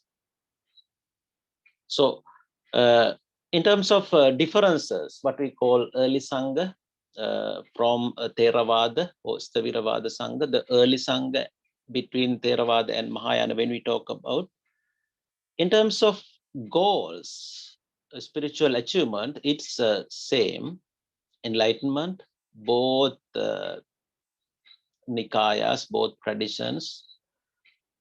They were looking for the same goal, the same religious achievement, but in the case of development of Mahayana, they had different approaches. They had developed different approaches, different ways, paths. That is how Mahayana tradition is different from Theravada, especially the concept. They developed the concept of Bodhisattva, and as I put here, new emphasis on the importance of lay persons. And new concept of the Buddha. So in Theravada, in order to achieve Nibbana or liberation, there are three approaches or ways to achieve. One can achieve by becoming an Arahant, and also becoming a partial Buddha or Pacheka Buddha, another way, and the Buddha. There are three ways in terms of Theravada path. But in the case of Mahayana, it's different. They, according to Mahayana text, they recommend the Buddhahood in order to achieve enlightenment. Everyone is a bodhisattva who is on the path to Nibbana. Everyone is trying to achieve Buddhahood, enlightenment. And even Bodhisattva want everyone to achieve, every human being, everyone, not only human being, but everyone to achieve Nibbana is going to get liberation finally. This is how some concept in terms of scriptures, in terms of paths of Nibbana, this new tradition differ from early Sangha or early what we call Theravada tradition.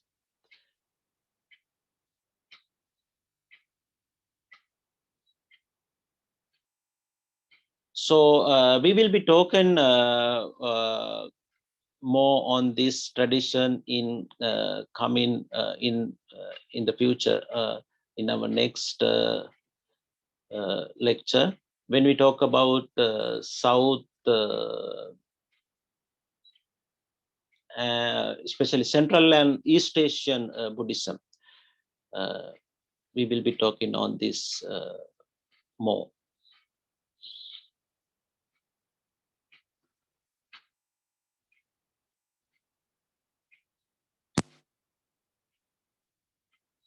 Then next tradition in terms of Indian Buddhism, you know, Vacharyana Buddhism. Vacharyana Buddhism.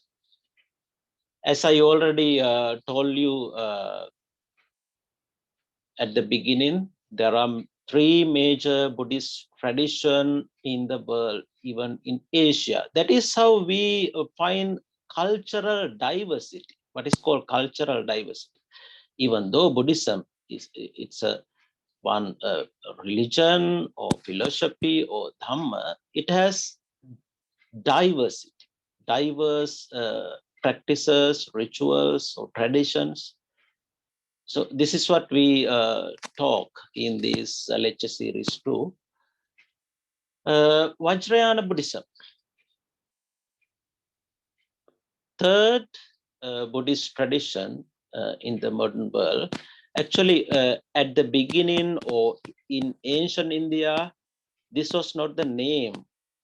The name, the term Vajrayana was not used. Instead, we find the word Tantra, Tantric Buddhism at present too.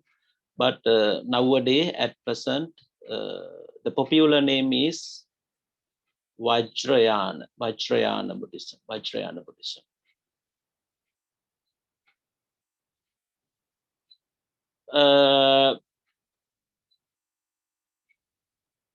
Originally, actually, this is a later, some scholars say, according to some scholars' recognition findings, this is a later development of Mahayana Buddhism, offshoot. But it emerged after a long time of Buddha's passing away. When we talk about, it happened in the 5th CE, in the 5th century CE. It means after 1,000 years of the Buddha's passing. After 1,000 years of the Buddha's passing. 1,000 years in India.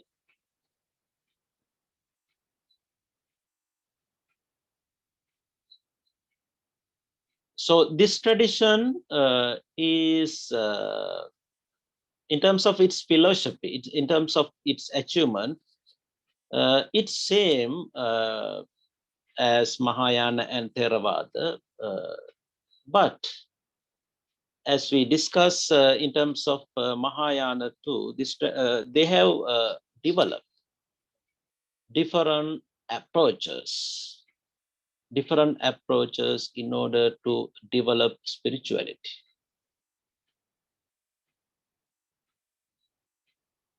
For example, ritual in early Buddhism, Buddha did not give that much opportunity to ritual, rites and rituals. He focused on mind development, mindfulness.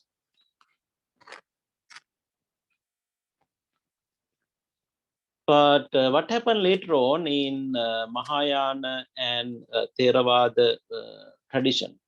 In Mahayana tradition too, to some extent, they have developed ritual practices. In Vacharyana Buddhism, a lot. They have developed kinds of rituals, through ritual practices. They focus on mind development. They hope to achieve concentration or mindfulness. You see here a picture. I have put a picture, venerables, Sangha. They are doing something here in this picture. It's called mandala. It's called mandala. So it's a part of this practice. It's a part of this practice, mindfulness. They are making mandala, and then after that, they focus on mandala. And it's all about symbols of Buddhist universe and Vajrayana path. Then focusing on these things, they hope to achieve spiritual goals.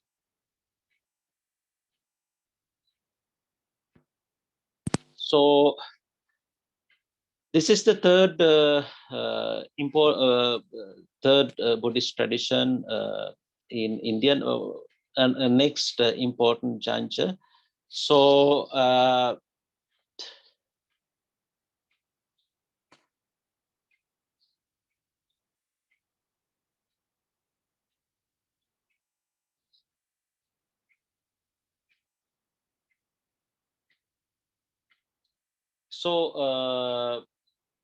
they have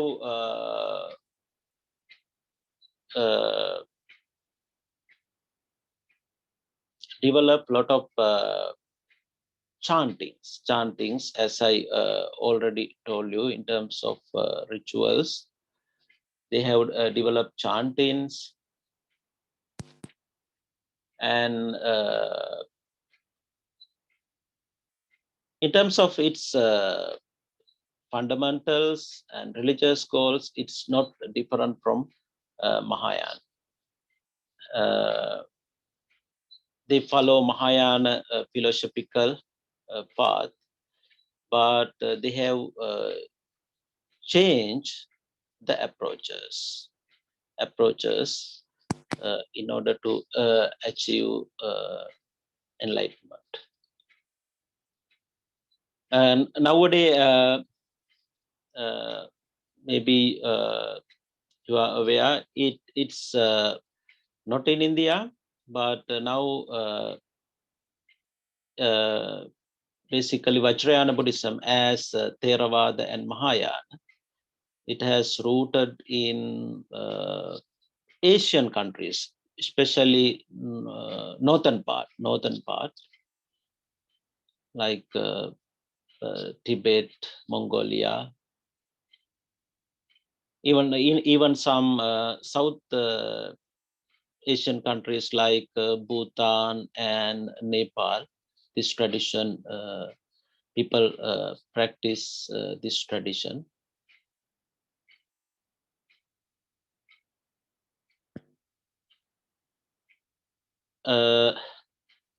This is the next important juncture. Then we are coming to next part, decline of Indian Buddhism. Actually,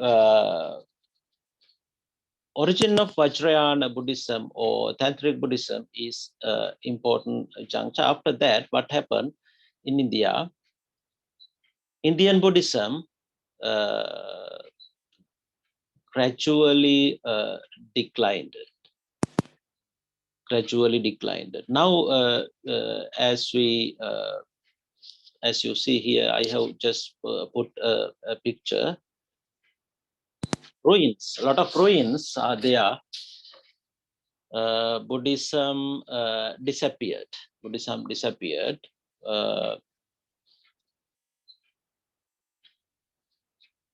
From the starting from the first 6th or 7th century CE.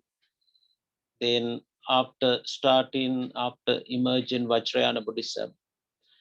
Actually, Vajrayana Buddhism went as other Buddhist traditions. I'll be talking in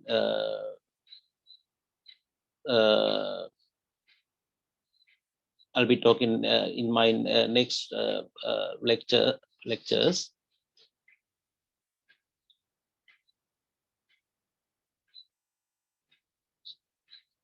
Theravada, Mahayana, even Vajrayana Buddhism, they already had gone out of India. That is why they flourish, they develop in other Asian countries. But what happened after 6th, 7th century CE, Buddhism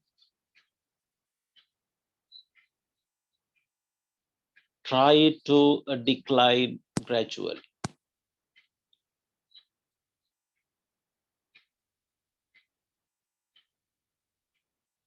For a long time, as we discussed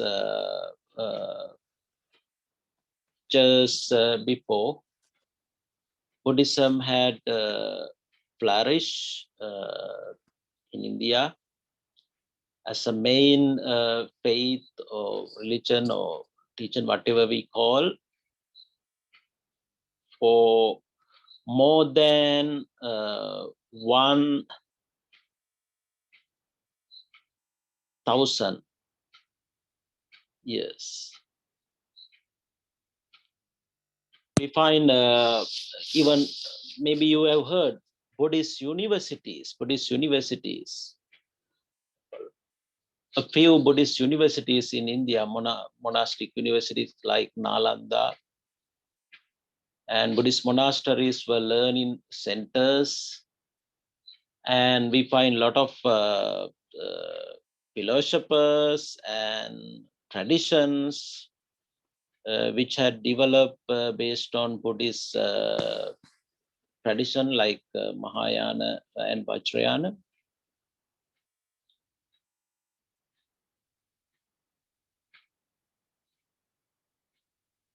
So what happened as time went on,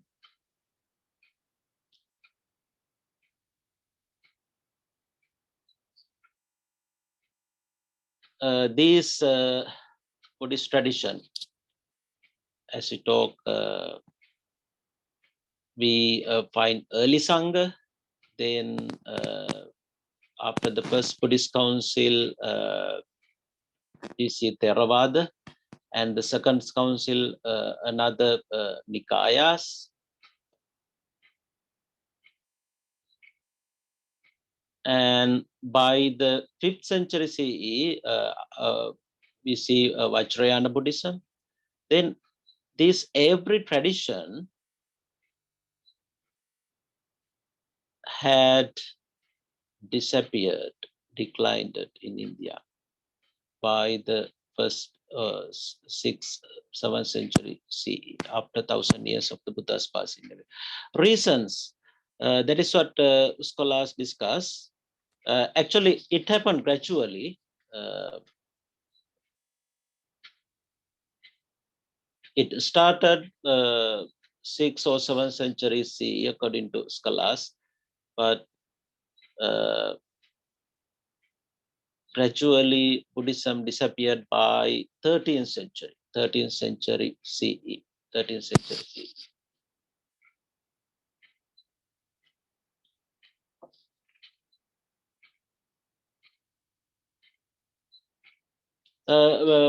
Scholars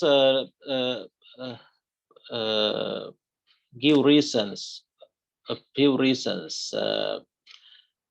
It has to do. It has something to do with development of Hindu devotionalism, because people usually in Hinduism, they develop the what is called ritualistic approaches based on the concept of deities, or so a lot of deities were there, and people are looking for something. Actually, people did not want to develop mind, or they did not want to. Usually, this is what happened. They did not want to achieve sometimes spiritual goal. That's not easy. So they are looking for something, some ritualistic approaches in order to slow day to day their religious aims and objectives, in order to slow day to day issues. So that is why because of Hindu influence was so strong at this during this time, then Buddhism disappeared. That's not the only reason, but that was one of reasons according to scholars. Another one, at this time, Muslims invaded India, and according to sources, they invaded some, they destroyed some Buddhist monasteries, Buddhist universities, and that was another reason. And there is no only one reason for this, for declining. It's multiple reasons. So anyway, by the 13th century, for more than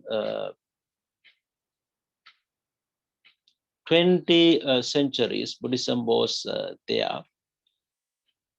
But finally, it had declined. But it had declined. But by then, Buddhism had rooted in other Asian countries. That's the unique thing. Every Buddhist tradition, Theravada, Mahayana, Vacharyana, every tradition had rooted in Asian countries in different geographical zones. This is what I wanted to discuss today. in terms of Indian Buddhism. I'll summarize what I have discussed today. This is our first topic. What I wanted to discuss with you guys, the important juncture of Indian Buddhism, its origin. Then first of all, we talk about how Buddhism emerged, when, and then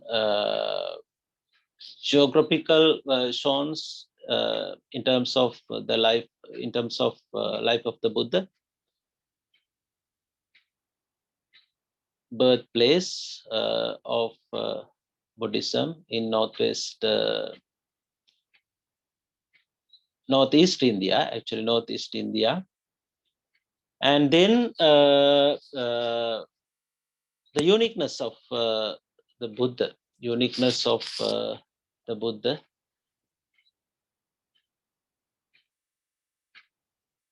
as a religious teacher.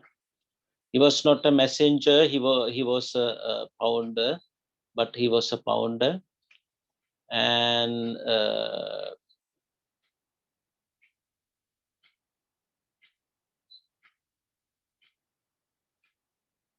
then talk about Dhamma, its speciality, uniqueness of Buddhism, why it was so popular at the time of the Buddha. People, even though there were so many religions in India, people embrace Buddhism. We discuss in brief what are the reasons for that. Unique characteristics of the teaching of the Buddha. So anyone can follow Buddhism without any racial, caste, religious barriers, and its religious freedom, and these kind of things we discuss, and especially based on the person's knowledge, intellectual capacity, one can start his or her practice. That's another unique thing. I talk examples from the discourses of Vyagapajja, how Buddha address lay people, each person's religious needs. He did not want everyone to achieve Nibbana. He knew it. That is why even some lay people like Vyagapajja, they did not ask teachings in terms of path to Nibbana. He just what he asked the Buddha, path to worldly happiness, in order to success develop this life. How Buddhist teaching uses, how Buddhist practices help. That is what some lay people ask the Buddha. Then Buddha explained it very well. Those kinds of unique things I discuss. Then Buddhism had become a world religion today. It has not limited to Asia. Even though Buddhist traditions has rooted in Asia, flourished in Asia, now Buddhism had become a world religion. So in order to do for this,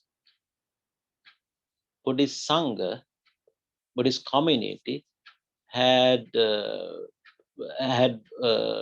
dedicated their whole lives, especially from the time of the Buddha. I discuss these facts, how Sangha, they dedicated their life. They had simple life. And the first 60 missionaries, they went alone in different directions.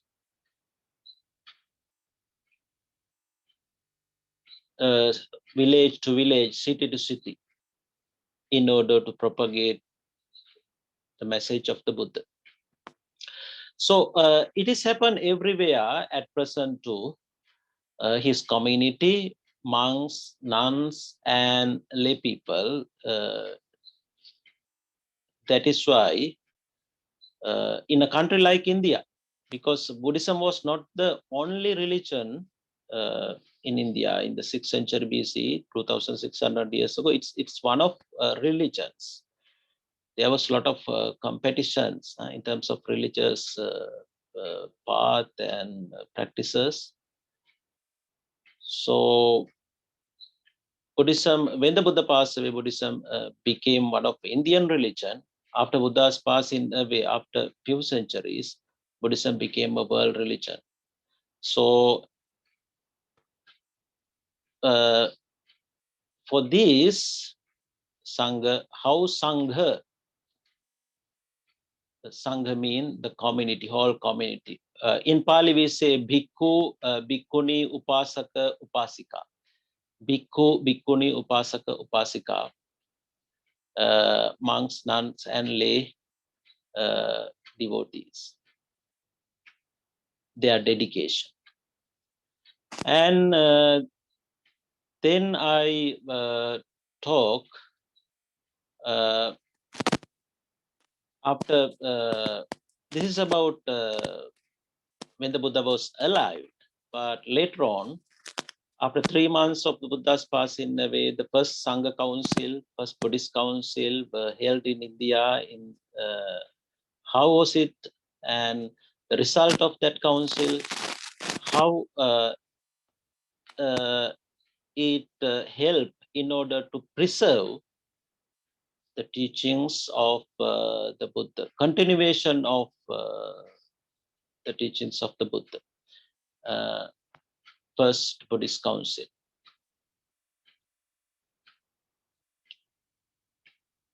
Then the second Buddhist Council, I talk about the second Buddhist Council. It's another aspects in terms of developing Nikayas, groups in Buddhist Sangha. That is what happened after the second Buddhist Council. That was a main cause of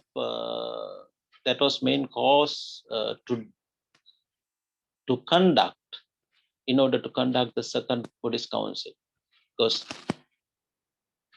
among sanghas, among monastics, there were different opinions, views on interpreting Vinaya rules, even actually basically Vinaya rules. So, however, first time after 100 years of the Buddha's passing away, there were a lot of Nikayas or groups of monastics broke away. First big schism. So then the third council, how how it helped in order to propagate Buddhism, in order to expand Buddhism out of India. So because of this council, Buddhism spread out of India, became a world religion. It went to countries like Sri Lanka, Thailand, and in other Asian countries, to other Asian countries. So it is next important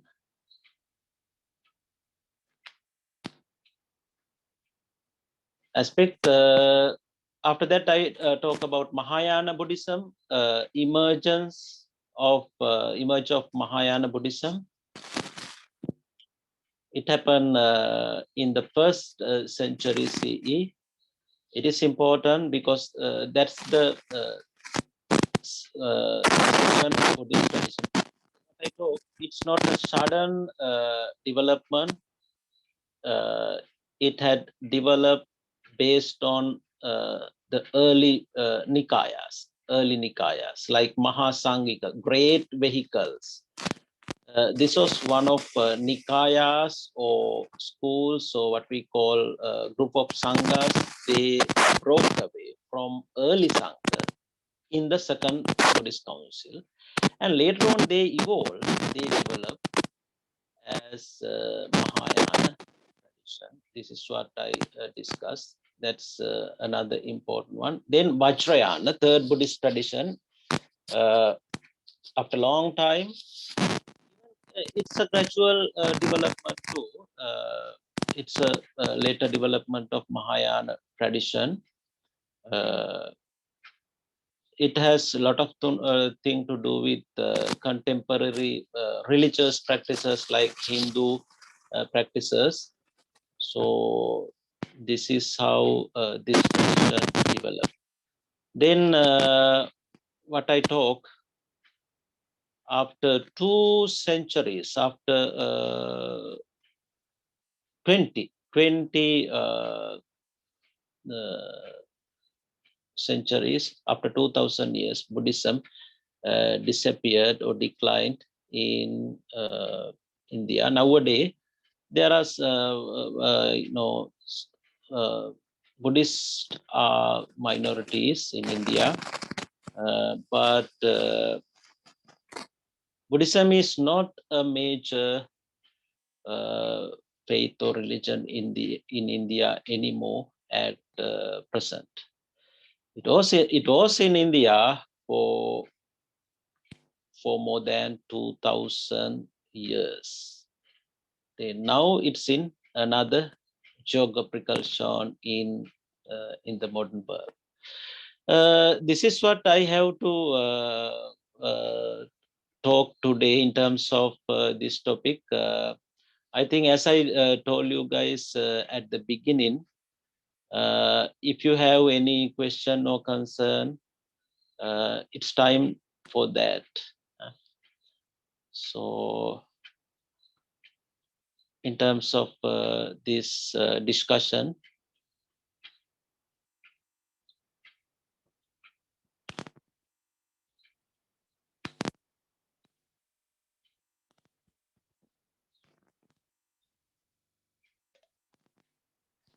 I was a little bit confused regarding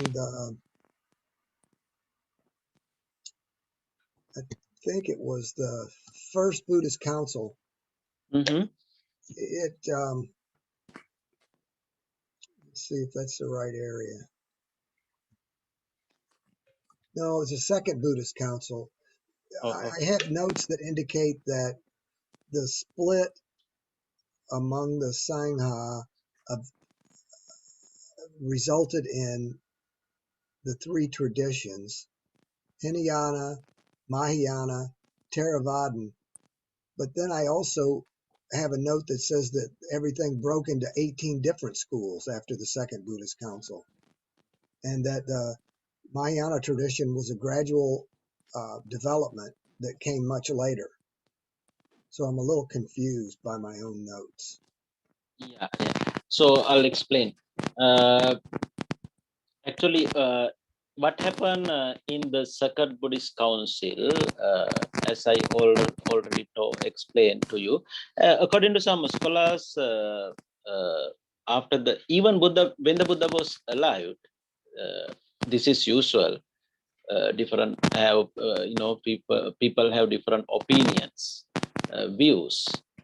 When the Buddha was alive, Sangha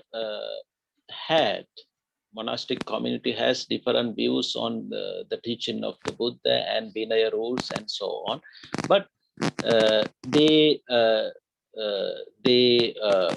suppress those views But even when the Sangha conduct first Buddhist council after 3 months of the Buddha's passing away, these views had emerged to some extent, but they had suppressed anyway.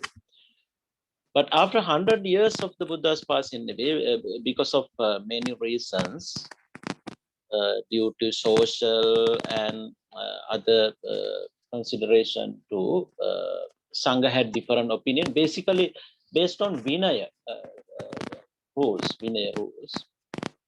Then they try, early Sangha, they try to slow these problems, try to get an agreement, but it was not that easy. They had different opinions. Then they broke away. They broke away into 18 sects or groups. Mahasangika is one of them. Mahasangika. Staviravada is another group. Staviravada or Hinayana, what we call. Mahasangika mean Mahayana, later modern name. Then Mahasangika sect evolved as Mahayana.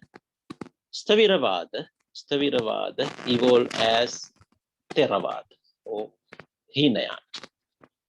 So the standpoint is the Second Buddhist Council, but these traditions evolve gradually. But scholars recognize first century CE, after 2 centuries after the word Mahayana had use. Is it clear? Yes, thank you.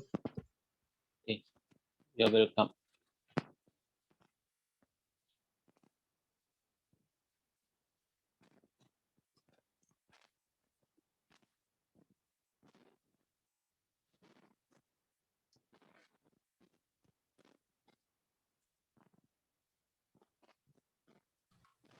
Did I hear you correctly on Vajrayana that they incorporated Hindu practices?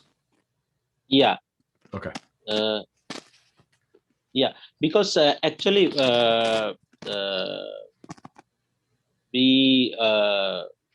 you will be seeing in my coming lectures is how they have used concept of Hindu deities, or what we call gods. In Hinduism, we find a lot of ritual practices based on these Hindu deities. Then, actually,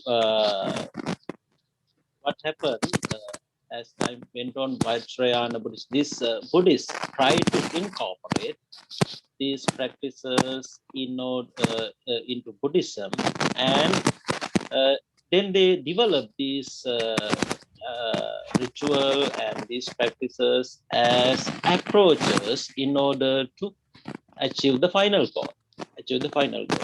They did not want to keep them separately, but they wanted to incorporate to the Buddhist path. That is why ritual practices, lot of ritual practices came up in Vacharyana Buddhism. Through ritual practices like chanting and focusing on mandalas, like they try to develop mindfulness or concentration, these kinds of things. You got it? Yep. So your microphone's a little staticky. But I got what you were saying. I was just letting you know it's a little staticky. I was throughout my lectures, was it? I was great all the way up until like maybe 20 minutes ago, but it started getting a little staticky. You're still understandable, but it seems like it's getting a little worse as time goes by.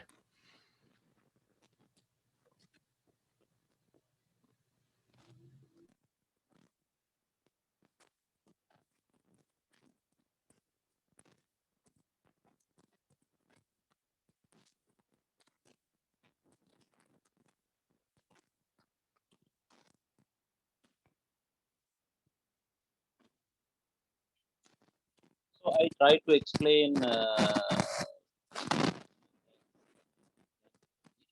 in a manner. Suppose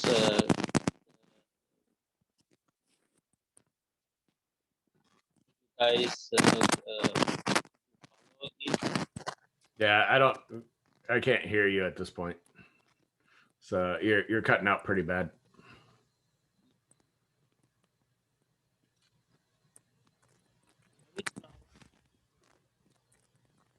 Yeah, can't hear anything.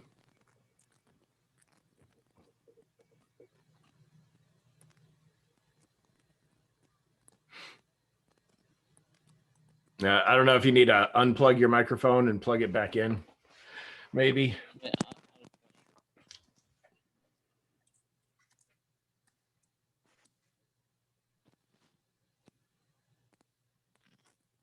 this now. Maybe. Could hear that. Yeah, really? It's kind of breaking up. Can you hear me? Yeah. So what's wrong? I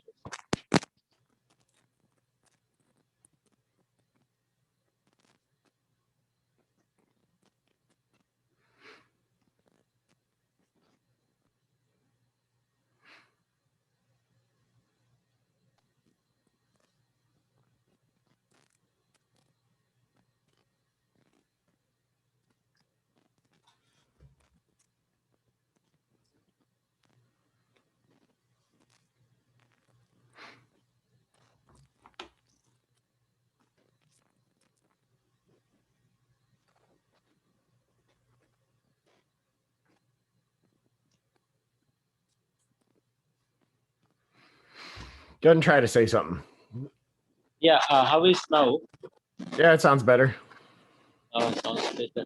Yeah, we have almost finished our class. That's good things now. So what I believe that you can hear me. Then now things. Starting to trail off. Yeah. So I try to explain in a simple manner. I believe that you guys got. So if you have any more questions or concern, I am happy to answer if you have time. Otherwise, let's we have to meet again, back.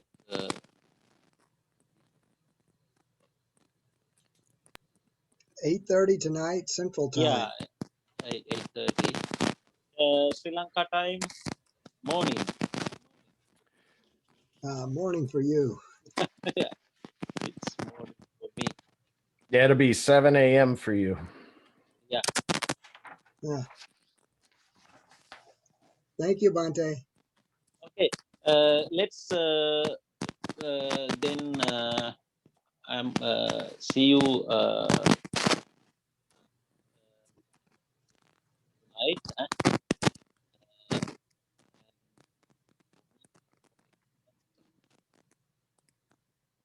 Yeah, I think you might have a bad cable.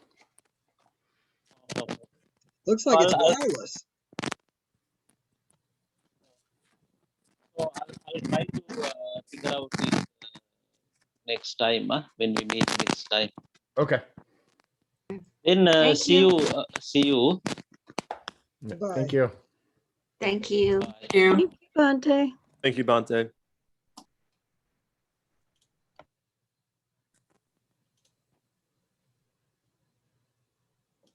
Thank you.